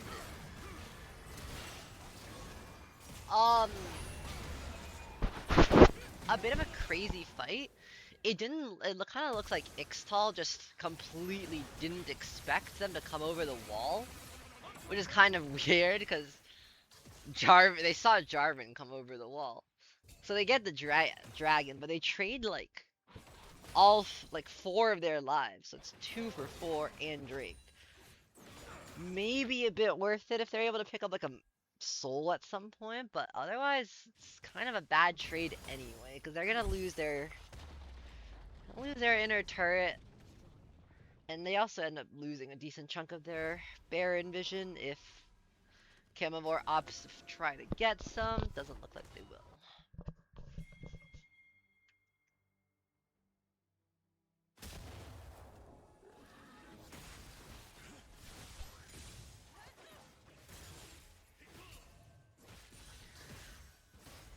Gwen making another mistake of getting Riftmaker instead of just stacking more AP. You always just want more AP on Gwen. Gives you damage and makes you tankier.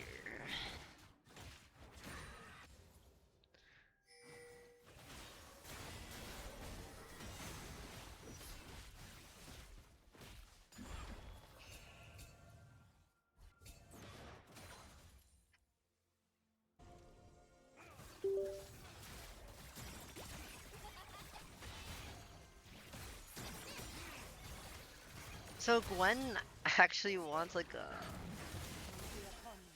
She needs like a void staff in this game. Vendetta Sniper actually taking a decent chunk of damage, but Chase has jumped in here, and Patty looks like not long for this world. Gwen's here on the side, but there's not much he can do. Lee Sin trying to run away, but Smolder is chasing. Probably gonna get executed with the burn. Just kinda gets clapped by Chase.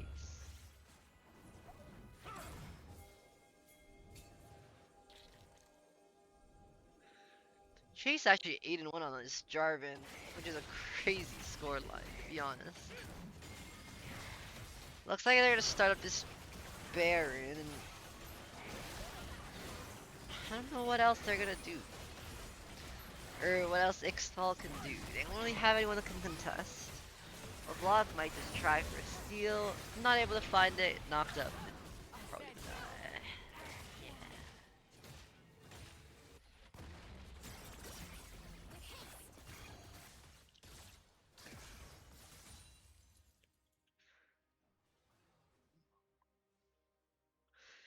Good on Lucian to find a bit of a trade cross map, knowing they can't win the fight anyways. So.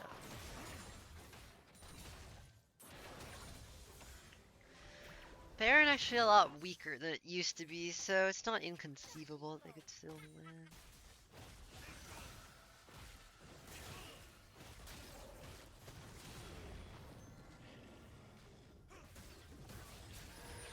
I'm honestly a little bit bored. Hopefully, Camavor just puts the nail in the coffin soon. Lee Sin is dead, Patty's dead, Smolder's executing everyone.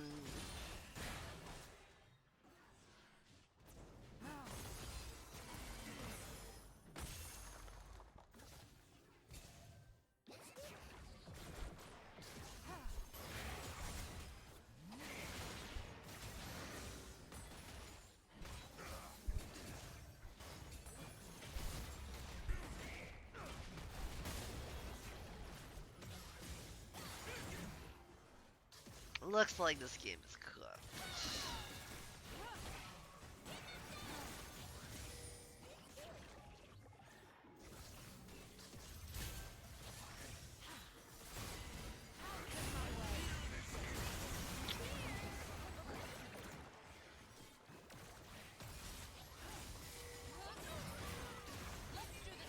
Potential fight. Patty W doesn't go over the wall. They're all taking a lot of damage from these Smolder's Qs. Every single Smolder Q just chunks them for like hundreds of points of HP.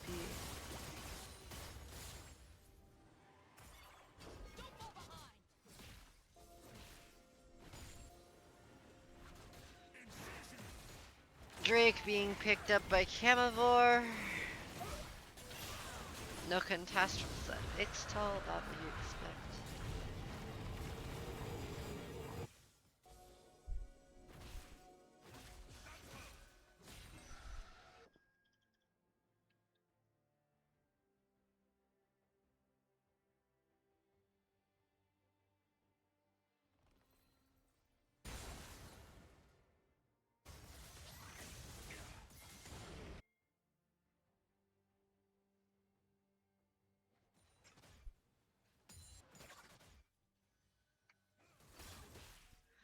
This game just has to be over. Please put them out of their misery, Camavor.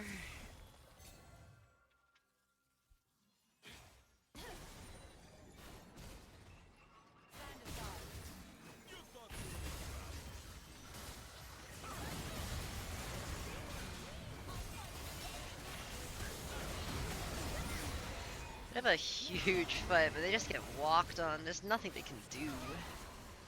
That's a quadra kill for the Smolder. Gwen's trying to stop Mundo, but she doesn't even do damage to him anymore because she's so behind.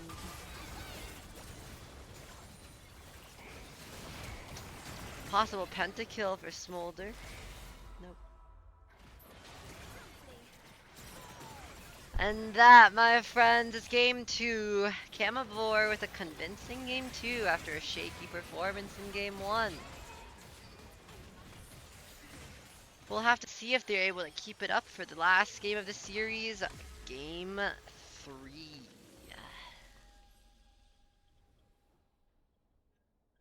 I'll be right back.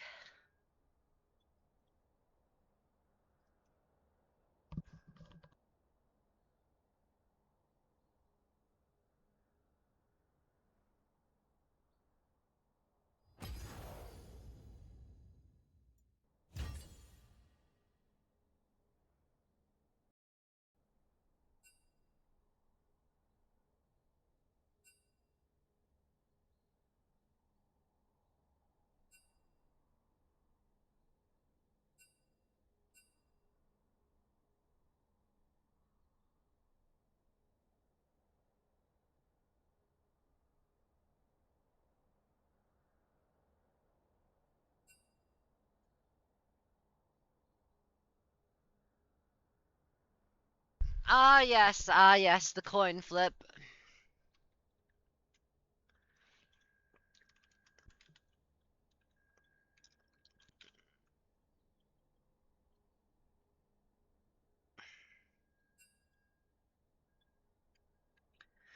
Heads or tails? It looks like Scritch is called heads. Let's take a look. 3, 2. Okay, bro. Really, man? Are you fucking kidding me?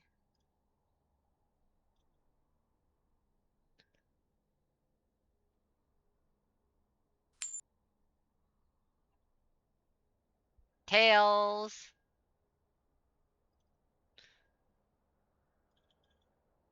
I can't believe that even the coin flipper decided it didn't want me.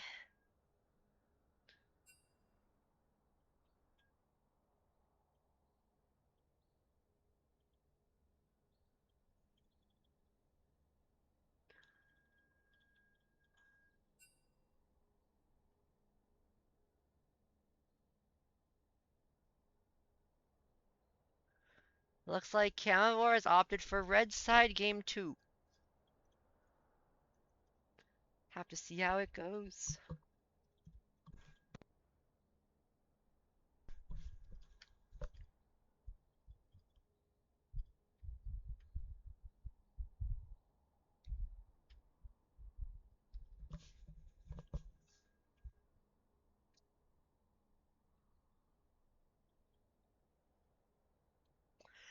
I imagine we're just gonna see the same bands again, surely.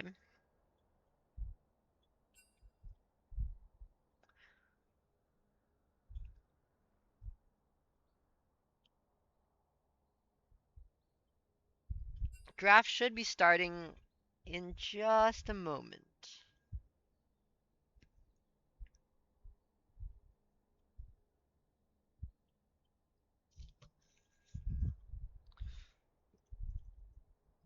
Teams have readied up, so I imagine it'll be any second now.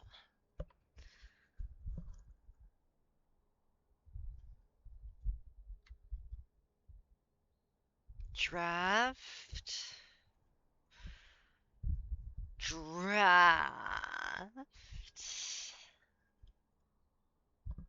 I'm gonna take a quick nap.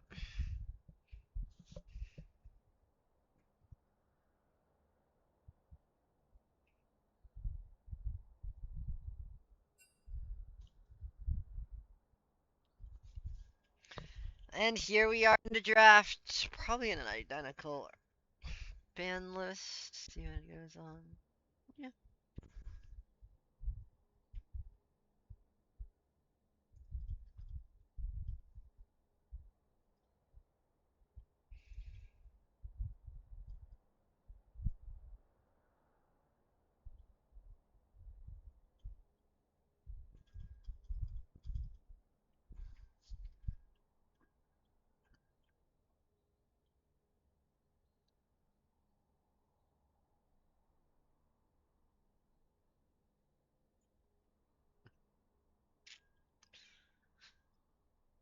About what you expect. Kiana band.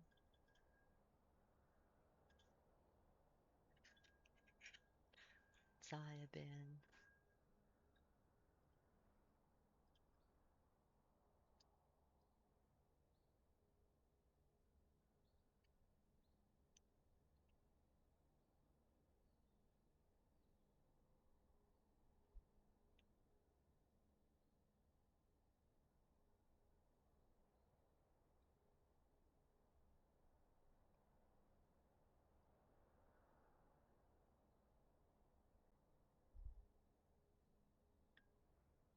I'm really hoping that this game we'll get to see Ixtal try to give their ADC a little bit more juice. I'm really surprised that after he carried in the first game, they kind of just left the Lucian out to dry on the second game, just abandoned him to get absolutely hate crime by the entire enemy team bot. It's like one of those moments where you like perform well in the project and then your boss just like criticizes you or like gives you a demotion. Very strange. Amumu MF is a pretty solid combination. I'd love to see like I guess they have Milio. They don't have Milio because they already picked Leona, but maybe a longer ranged ADC could be safe. Zaya is gone, so they don't have the option to do Zaya anymore. ADC picks are difficult here. I will admit, Tristana is a pretty good one. I'd say maybe like Ezreal also could have worked.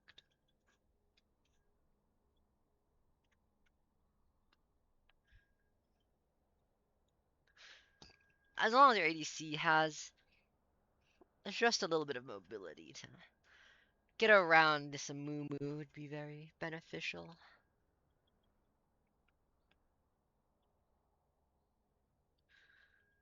Probably jungle here, right?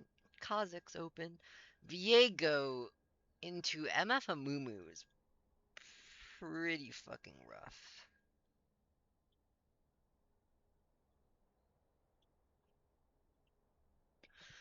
Teams might be scraping the bottom of the champion pool a little bit.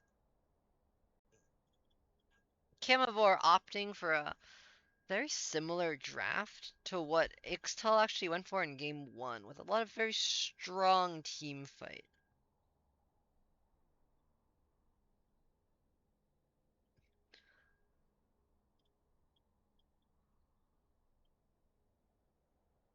The big Wombo combo ultimate team fight comp is very easy to execute as long as you catch the correct people in the Wombo combo. Catch the wrong people and you might lose, but I'd love to see just like a pick that kind of gets rid of any kind of CC, like any kind of denial, right? Like you expect the mid lane for Ixtal to want to pick some kind of like a disengage character. We already locked Leona, so I kind of forced in on this like go in type of situation.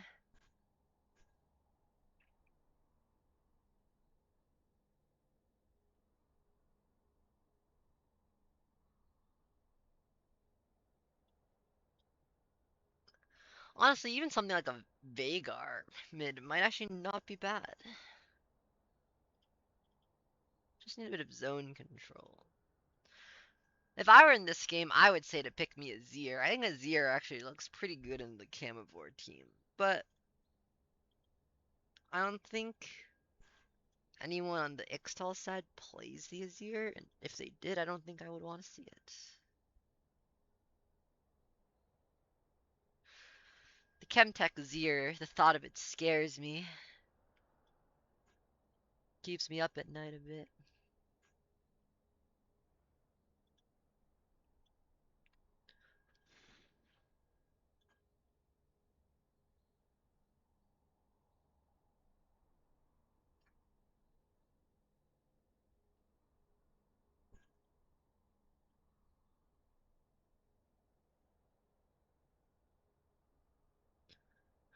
A Zyra as well. Zyra is a very strange combination because it doesn't really work with the rest of their comp. Ideally, you just pick like Karma or something. You can just have him like help yeet the enemy team in, or you can pick like even like a Renata. Actually, Renata's really freaking bad here. Don't pick Renata. That would be pretty grief. It's not Zyra because Zyra's kind of a disengager. They actually do pick the Veigar. Oh my god. How did I know? And then they pick top lane. They definitely are gonna say that they want some front line. I don't know what Ixtal picks, but honestly, if they play a Lowy, it's kind of big brain here because they've already banned Mordekaiser. If Ixtal plays a Lowy would absolutely blast Camavor, especially like the Amumu Galio when they go in. They can also opt for an Olaf. Olaf would be huge here top lane if they pick the Olaf. Shen is a little bit suspect. Shen doesn't do a lot for them here, but Better than, like, if they were to pick Ribbon or something.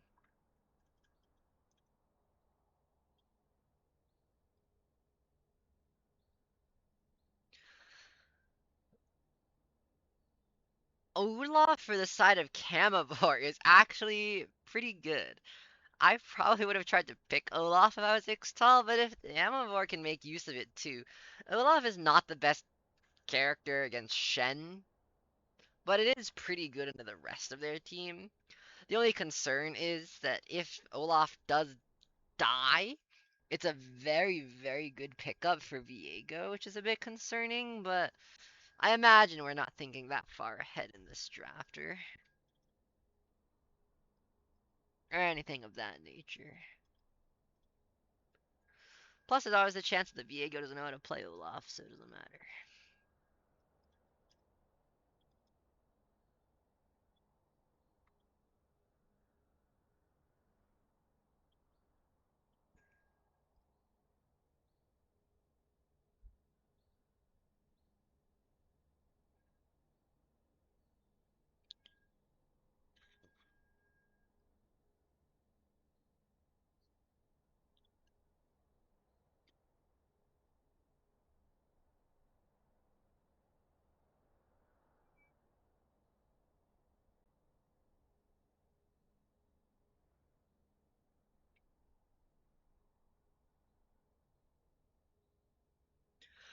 Honestly, I think this game is a lot closer, which is about what you expect from a game 3.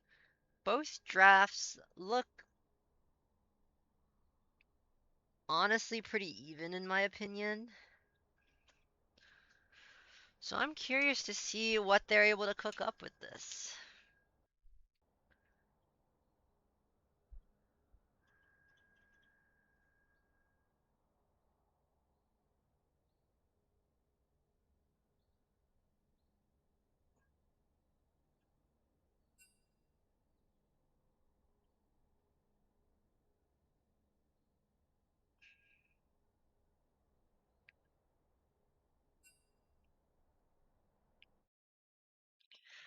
Maybe someone can put up one of those polls. Help us figure out who the favored team is. I suppose if you're really trying to bet on it, Ixtal does have a better win rate than Camavor, I think.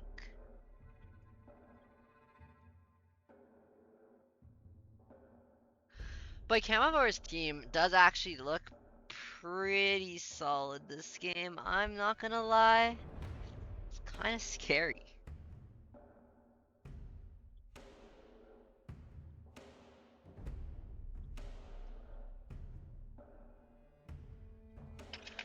If Tristan and Vagar get caught by like one Amumu, it's just lights out for them. Just get blasted.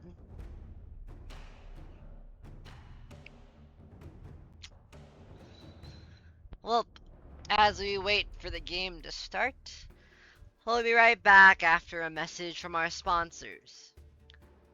Today's sponsor, well, no, we don't have any sponsors, but in case you guys weren't aware, not a sponsor, but Drafter LOL, the next gen LOL draft prep app.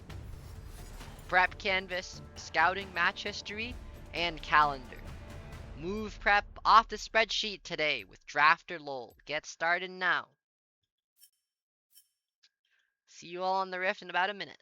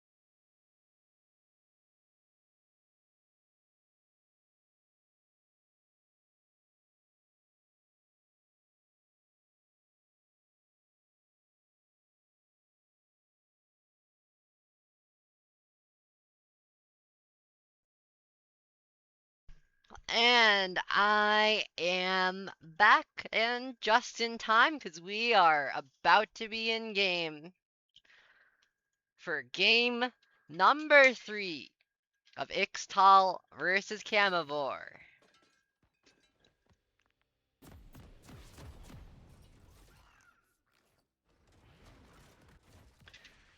So far, it's 1-1, and the loser they're playing for, I actually don't know what they're playing for, but I'm sure they're playing for something. Brownie points, honor, respect from their peers.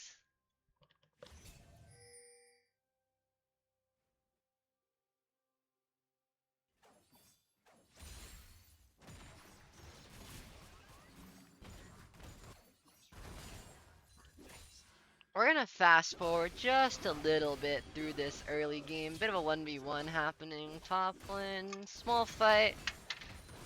Nothing major. Both teams just kind of trading blows against each other.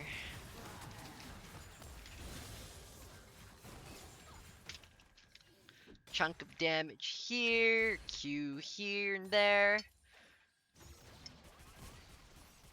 Both teams are kind of in a position, like their champions just kind of want to scale a little bit. Besides Bot, Bot just wants to fight.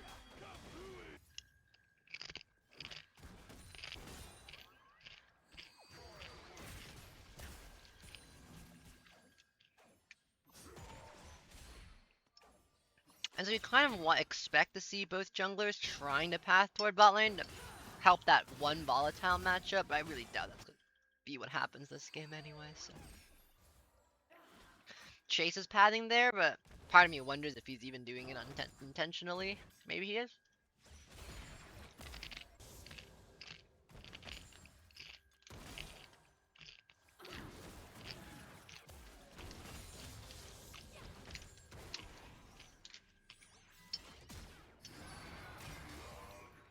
They have a trade happening. Buffalo Barrage gonna take a decent chunk of damage here. Gets stunned up.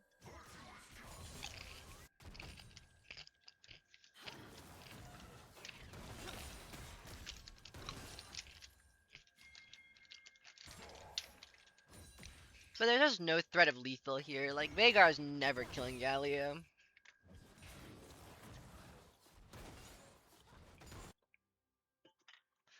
So it's more of a matter of just playing for the 2v2 in the jungle.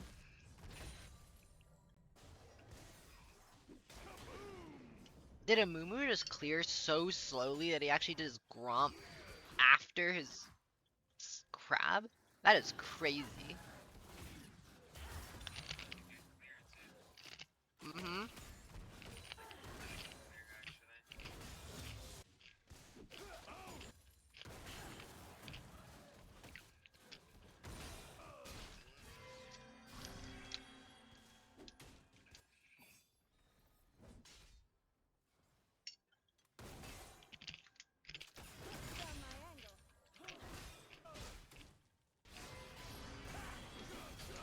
Might be a fight happening here.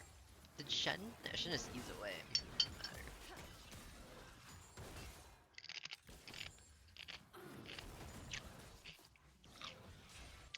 A potential gank happening. Viego is here, but he pops E so early that he actually just tells the enemy that he's there.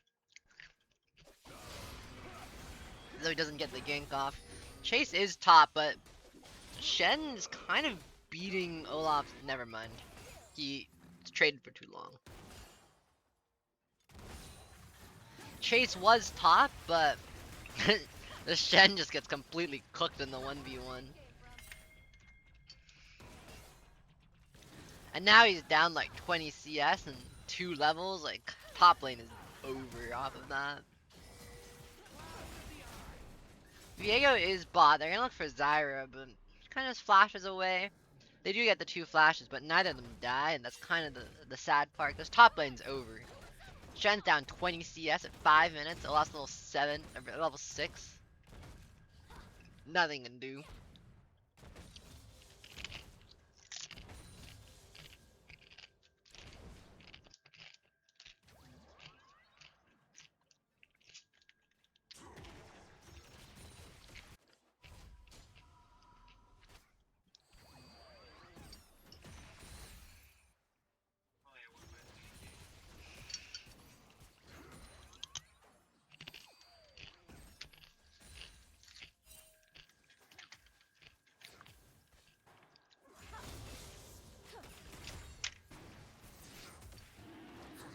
Dragon take Jace.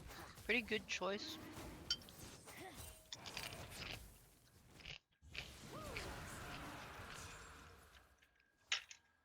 Mumu actually a surprisingly quick jungle clear and Drake killer, so for Faded Ashes, solid.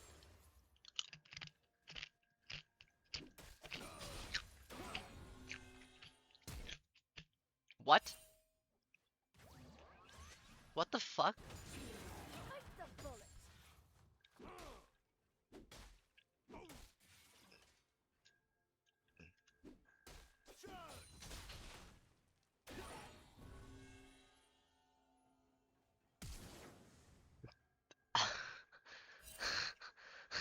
Okay, well, I mean that happened.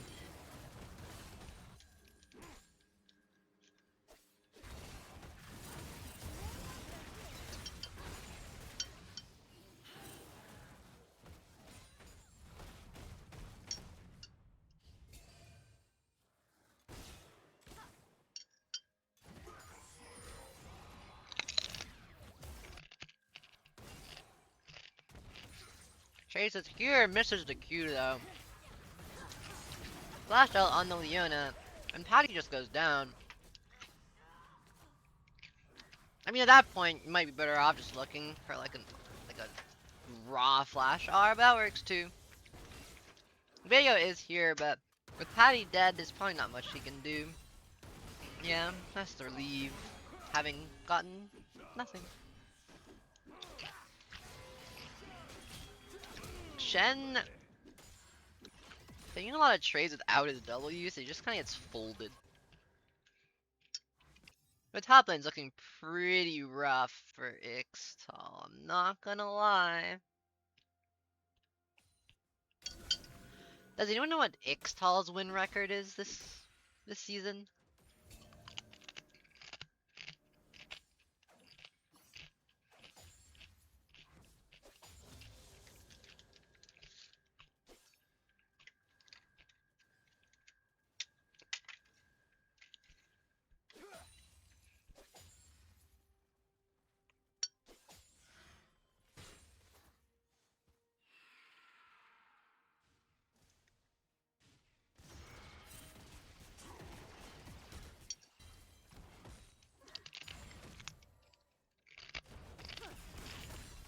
Really, Ixtal is second.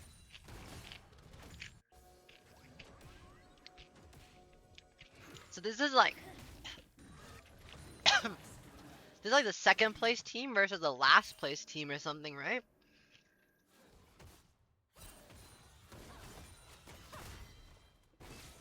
I imagine with 0 wins, Camavor just simply has to be last place.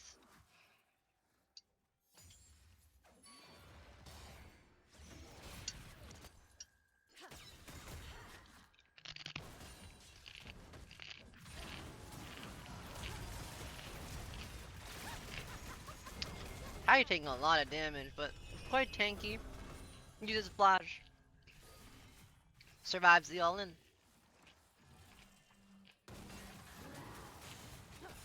Down my angle.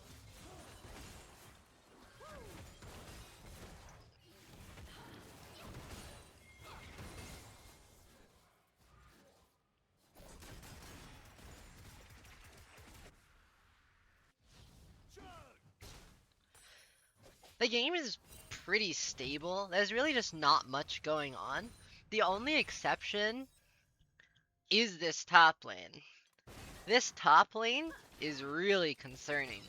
Olaf is up 40 CS and a kill and 3 plays. Buffalo just TP'd bot. Are they gonna try to dive? They see him. Chases. What?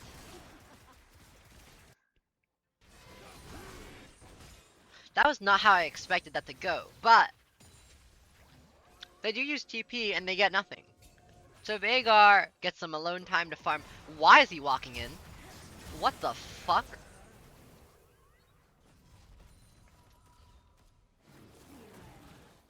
Why did he walk in? That was a bit of a blunder.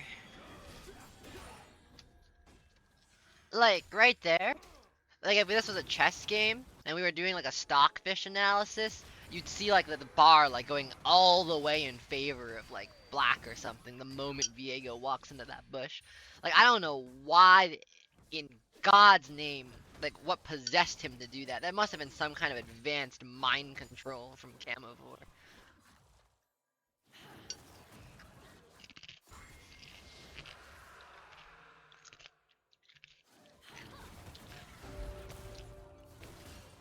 But Viego there is literally like a horror movie protagonist. You know, like they see like they hear like a suspicious sound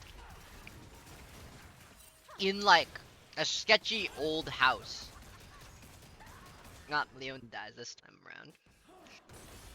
But like imagine, right, for a second that you hear like a deep moan and like a gurgle in like a dark abandoned basement, right?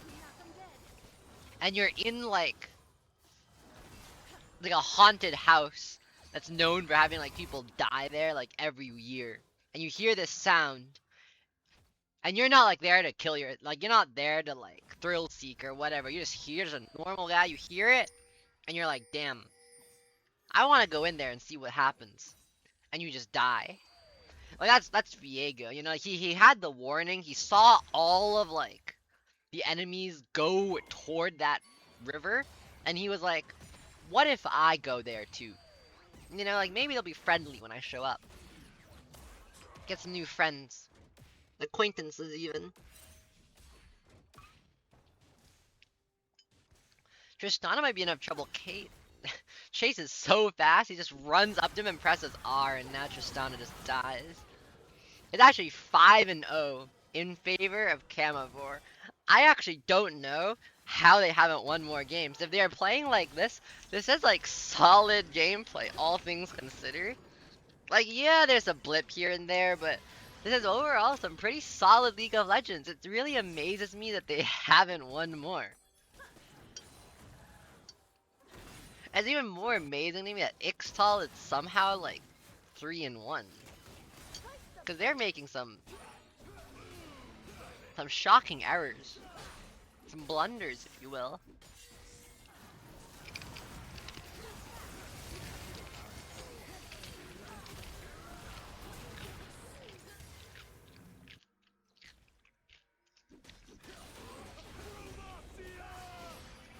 I think Amumu is running water walking.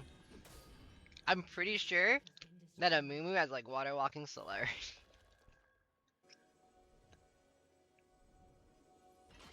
No, he doesn't.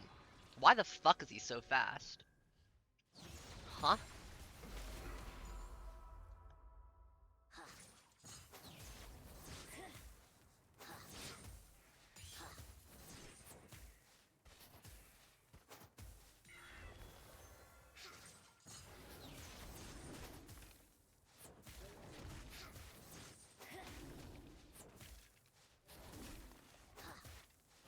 Wait, why is he so fast?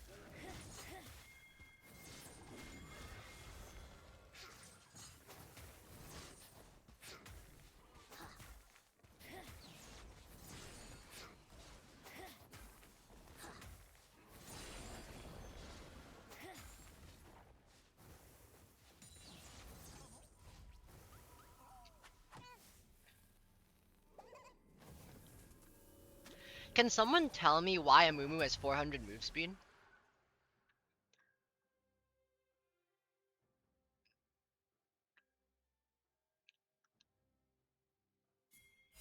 Oh, he gets bonus movement speed in the jungle as part of the jungle quest.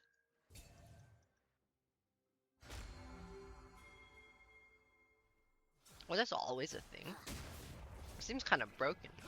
Oh well. He just like raw kills Viego. Like Viego's just one-shotted. Tristana's Tristana's up here, but they can't even do anything. Viego's like 1 HP. He's 1. Where is he going? He flashes in, gets the steal, but he's just dead. I actually think his whole team is dead. Oh, they do get the kill. And they escape. The Tristana gets away. Shen might even get away. He does! They get away with robbery. Oh my. This is quite the game. That was something else. Viego walks up on 1 HP. Smite steals the Herald. But now he's really a shit can. Like, he doesn't do anything. Buffalo Barrage has no mana whatsoever. Might actually be able to die here. He does have ult. Maybe an ult away. Does he have mana?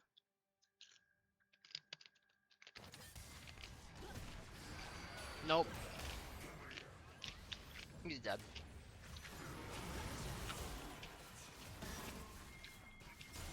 Okay. We have ourselves a game. Part of me almost expected Ixtal to just kind of roll over and die in game 3, but no, they're putting up quite a fight now. Despite being down a bit in the early game, they're starting to fight back. They're starting to claw their way back into the game. Little by little, one fight at a time, one dragon at a time, and Camavor all of a sudden looking a little bit shaky, making some mistakes here and there.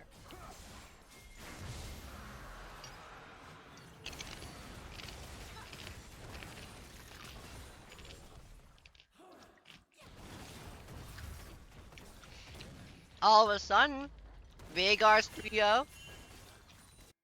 Tristana's got a shutdown. They take some plates mid. They steal a Herald. Game's not so bad.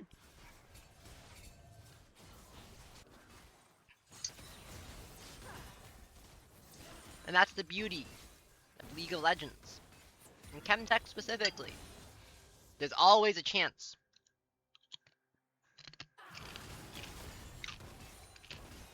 No game is ever over.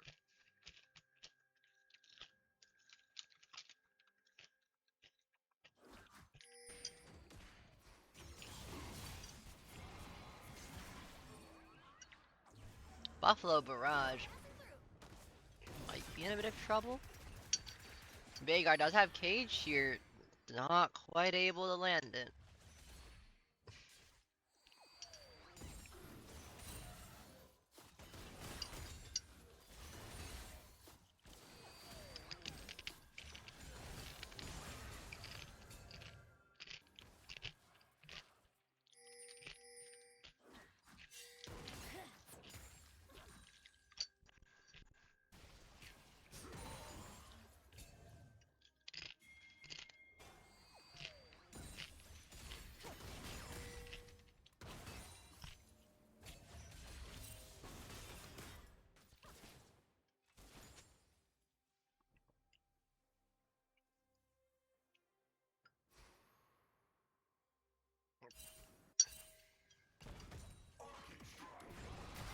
Tristana jumps away but does get taunted anyway. There's just like Buffalo Barrage just has no kill pressure here. In fact, he might be the next one to die.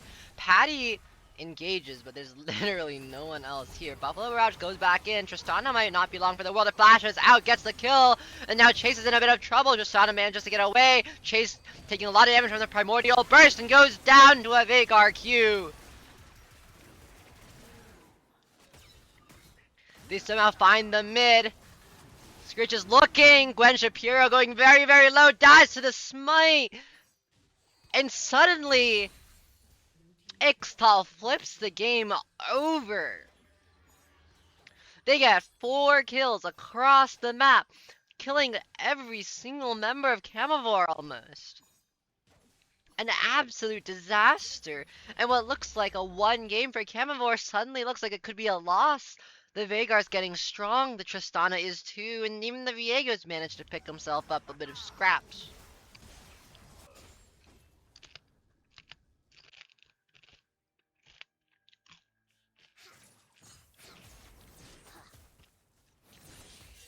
This is the kind of game that we're all here for.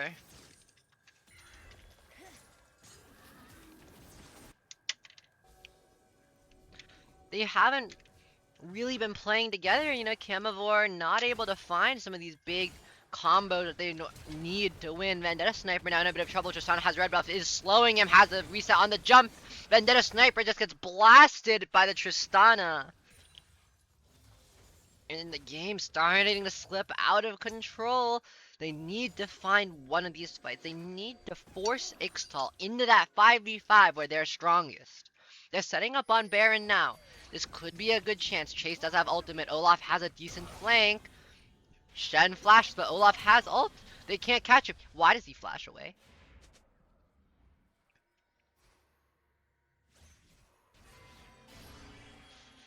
Okay, sure. Chen TP is out. Nothing really happening. Bit close. An almost fight occurring. Olaf looking for an invade, but there are two members here. He does have ult. Pops ult, runs straight through the cage, just starting to beat up on the Veigar. Doing a lot of damage. Tristana in a bit of trouble. Olaf taking a lot of names. Tristana goes down. Olaf finishes off the Viego and runs away. Camavor fighting back with 2 kills on both the bot side and the top side of the map at the same time. Or perhaps I should say Ixtal fighting back with 2 throws on the top and bottom side at the same time.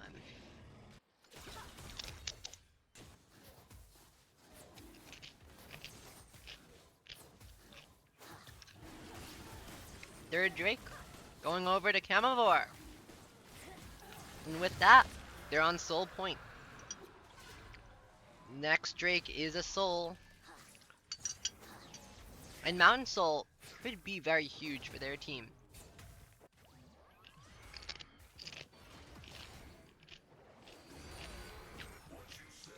Galio might be in some trouble. Tristana and Viego are both here. He flashes away, doesn't take the blast cone. Viego charging up the stun, lands the stun, does a decent amount of damage, but Buffalo Barrage, he's in the wrong direction. Zanya's is in the cage now, but Tristana's flashed into the MF ult, just gets blasted. Galio doesn't get the ult off, chases here, Patty dies. Viego has the reset, but doesn't seem to have the damage. Veigar trying to help Viego, dives in on the Gwen Shapiro, takes him down for another reset. Vendetta Sniper in a bit of trouble now. Viego with another reset, kills the MF. Now it's Chase trying to do what he can. But Viego's already killed so many members of his team. Veigar escapes with the flash. A huge fight from the Viego. Gets 3 kills off the reset. Shen is here, but just gonna get beaten up by the Olaf and bullied. Slapped around a little bit, but not going to die.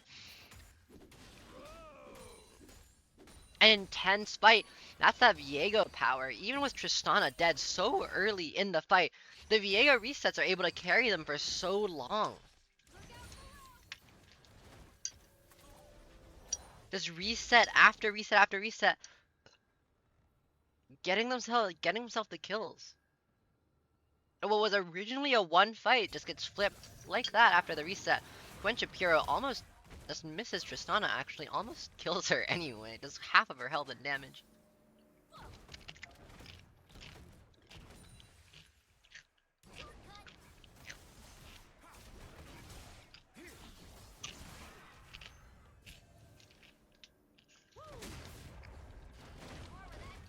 We're also seeing a little bit of a situation here where Veigar's actually not opting for any pen, and he has no death cap. And with Galio and Amumu both getting MR items completed, like major MR items in the form of the Hollowed Radiance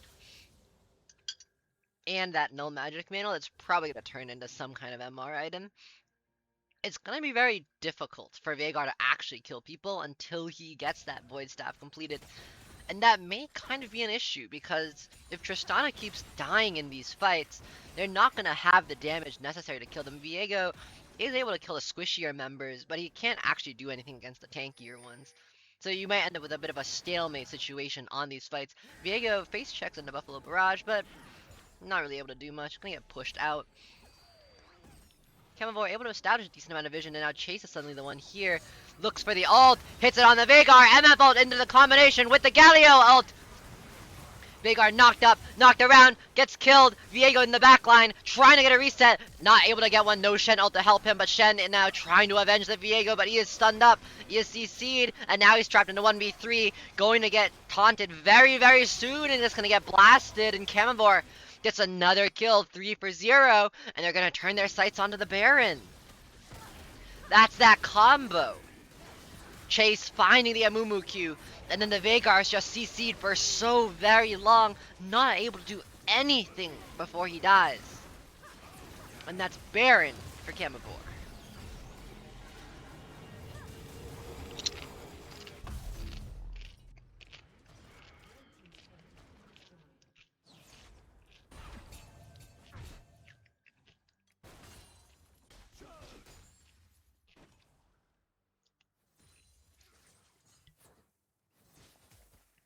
And I don't know where they were hiding this, but Camavor has been insane these last 2 games.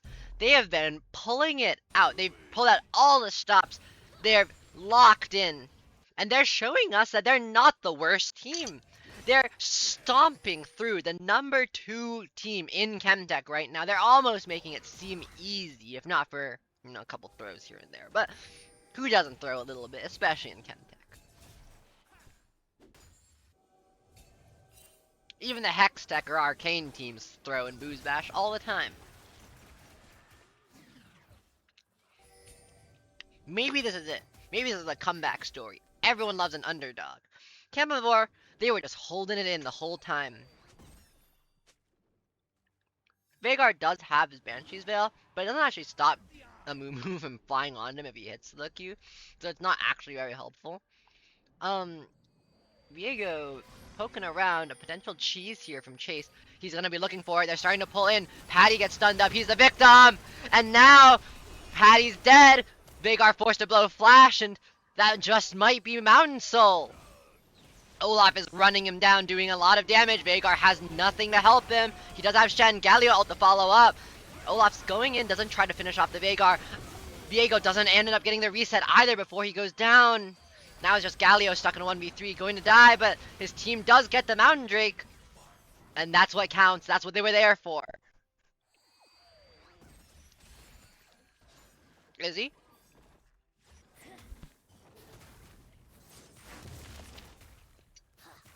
Who is the actual Ixtal top lane? I'm being told that there's a sub for Ixtal. So maybe they're underperforming. Maybe they're not locked in. Maybe Toledo would be the one that makes the difference. Or maybe Camavor has just locked in. Maybe. Just maybe. This is where they turn it around. They win this game, they go on to win more. A big part of it's about that mental, and once you start getting those wins, sometimes you just can't stop.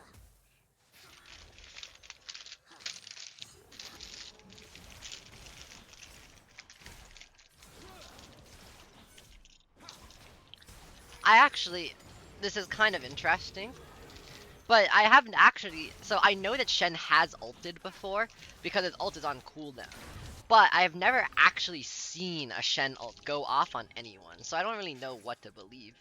Chase looking for a Q, it's going to go wide. Viego is here to help, but I don't know if Viego can actually do anything in this situation. He might just be throwing his name in there. Die with his Shen if he does fight. I was eating some tortilla chips and salsa because I'm hungry, but I finished them.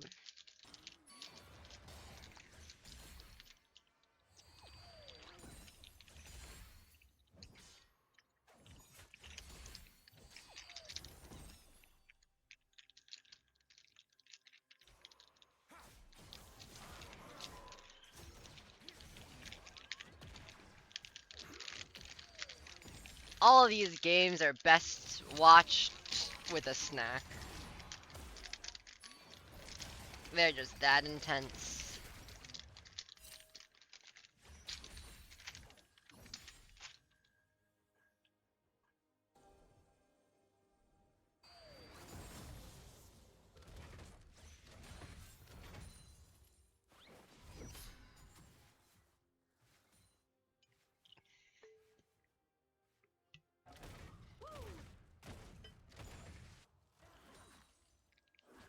I would honestly love to see this Veigar just finish that Void Staff and get some more damage. He doesn't actually need more tank stats. Yeah, he does no damage. He needs some more damage. He's building tank, but he's not like considering the fact that if he gets CC, he just dies anyway. Like there's no way he lives if he actually gets wombo comboed. And so building tank stats doesn't even really matter. He just needs to make sure that if he does die, he at least like pumps some damage out beforehand. The Zanyas, I think, is a pretty good call. Everything else is kind of a waste of time. Elan's on to this Tristana, but she is able to buffer it and get away. That's Zyra ult down, but there's no objective coming up. The real issue is that Viego is not actually building damage. Like, he's building, like, Kraken Slayer, which is typically what you build when you go, like, crit build on Viego, and then you pump damage, but you're really squishy. But in this case, he's gone Kraken Slayer and then opted for, like, a Bruiser setup. So he's just not going to do any damage at all, like, to anyone.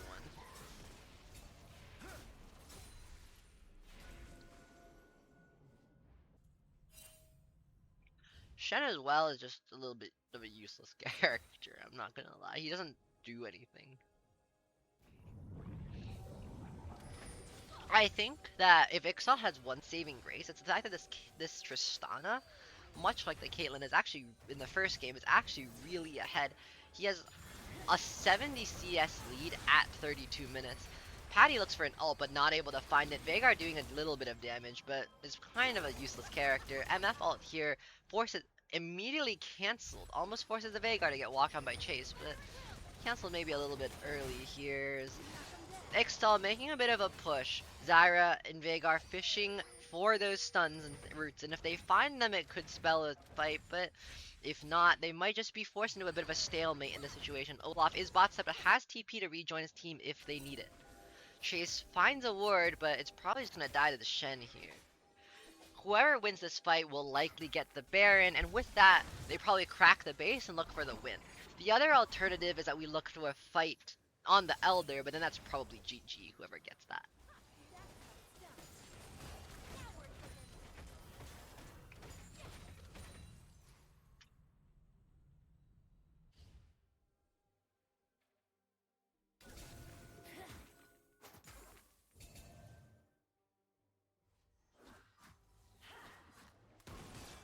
Veigar's in a really precarious position here. I have no idea what his positioning is. Tristana forced to ult to get someone away, but Veigar's caught out now. He's a Mumu ulted, but there's no MF ult to follow up. It's at Zanya's. Mumu is now CC'd. The Alio ults in. Veigar has a cage trying to get away, but Olaf is on him. And just like that, Viego tries to get a reset, doesn't get it, and dies. Olaf finds the Veigar. Tristana getting very, very low. Doesn't really have anything forced out of the fight. Shen ult used, but it's not enough. Leona goes down. Shen goes down, and it's just Tristana against 4, 5 members of Camavor, and they just dog walk Ixtal straight out of the game. And that might just be it. It's just not enough damage. The Viego just dives, and it's not enough. They just do not have the juice to kill the Mountain Soul buffed up tanky members of Camavor, who are now going to get themselves an Elder Dragon.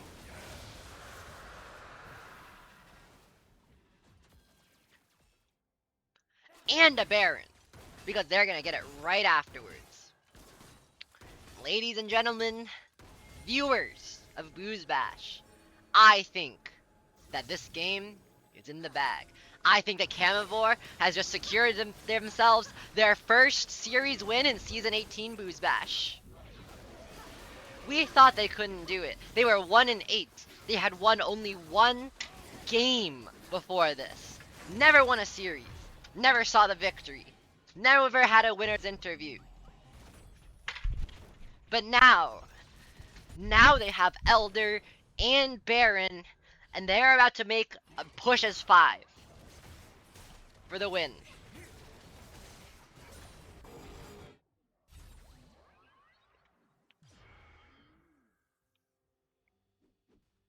If they throw this game somehow, which I don't even think it's possible, I firmly believe in my heart of hearts that they are going to win this game.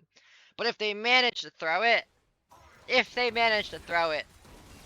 I think their team should just be eliminated from the bracket. Like, it might not even be worth having them here anymore. But anyway, back onto some more positive vibes. They break the mid tower, they break the inhibitor, and now they have Baron minions running into Ixtal's base. And Ixtal, they're gonna try to defend, but they might just not have the damage. The minions are just so tanky. They hit a stun, but the Veigar just does no damage to anyone. Amumu lands a massive ultimate! MF ult to follow up, Galio ult as well! And they immediately blow Patty out of the water, followed by the Viego. Veigar is on the run. The Nexus towers are going down. Olaf is going to die. A sacrifice, blood for the blood gods. But it looks like the game is in the bag. It's going to be a win for Ixtal. Buffalo Barrage going very, very low. Lands the last auto attack. Finishes the game. And just like that, it's a win for Camavor. Their first win of the season. A historic moment, if nothing else.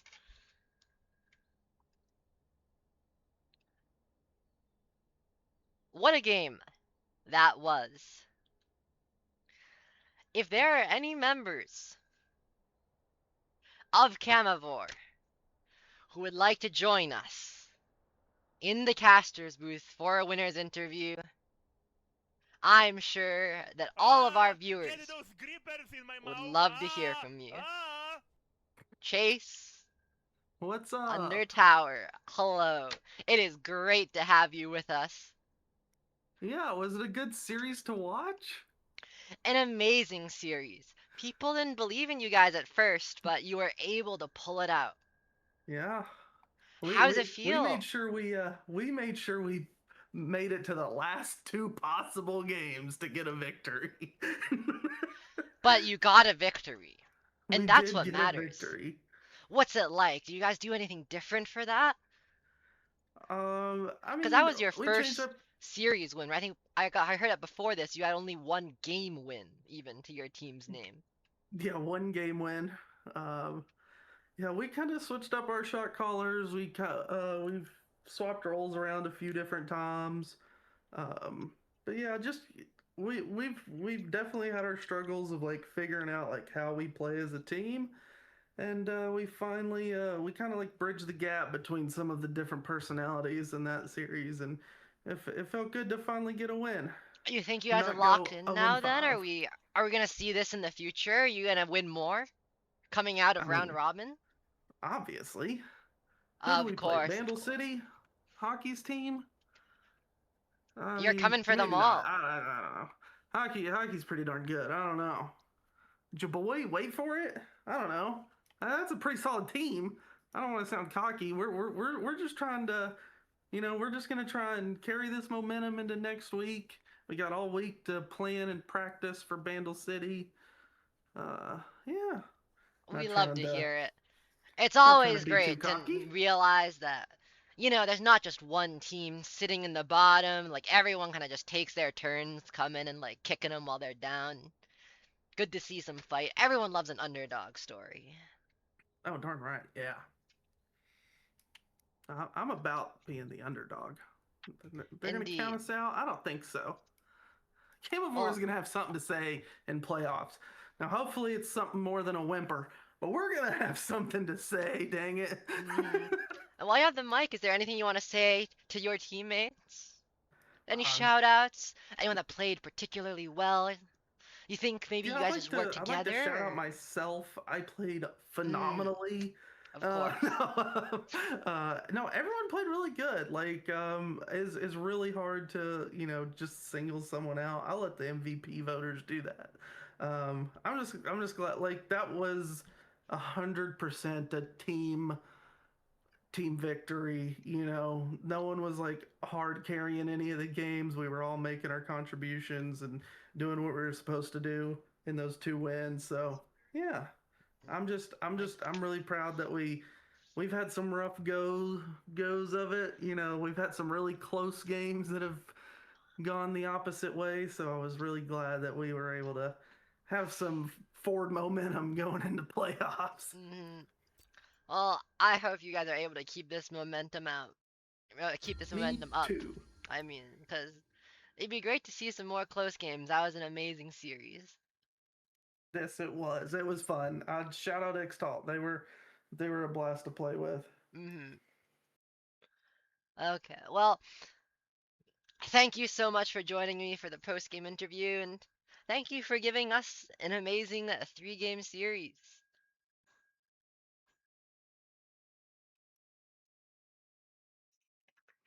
I think we're calling it there. Is his stream dead? No, but it will be in like 3 Oh, seconds once sweet. I click the button. Later, guys. Later. Thanks for coming. Watch something else. Bye bye.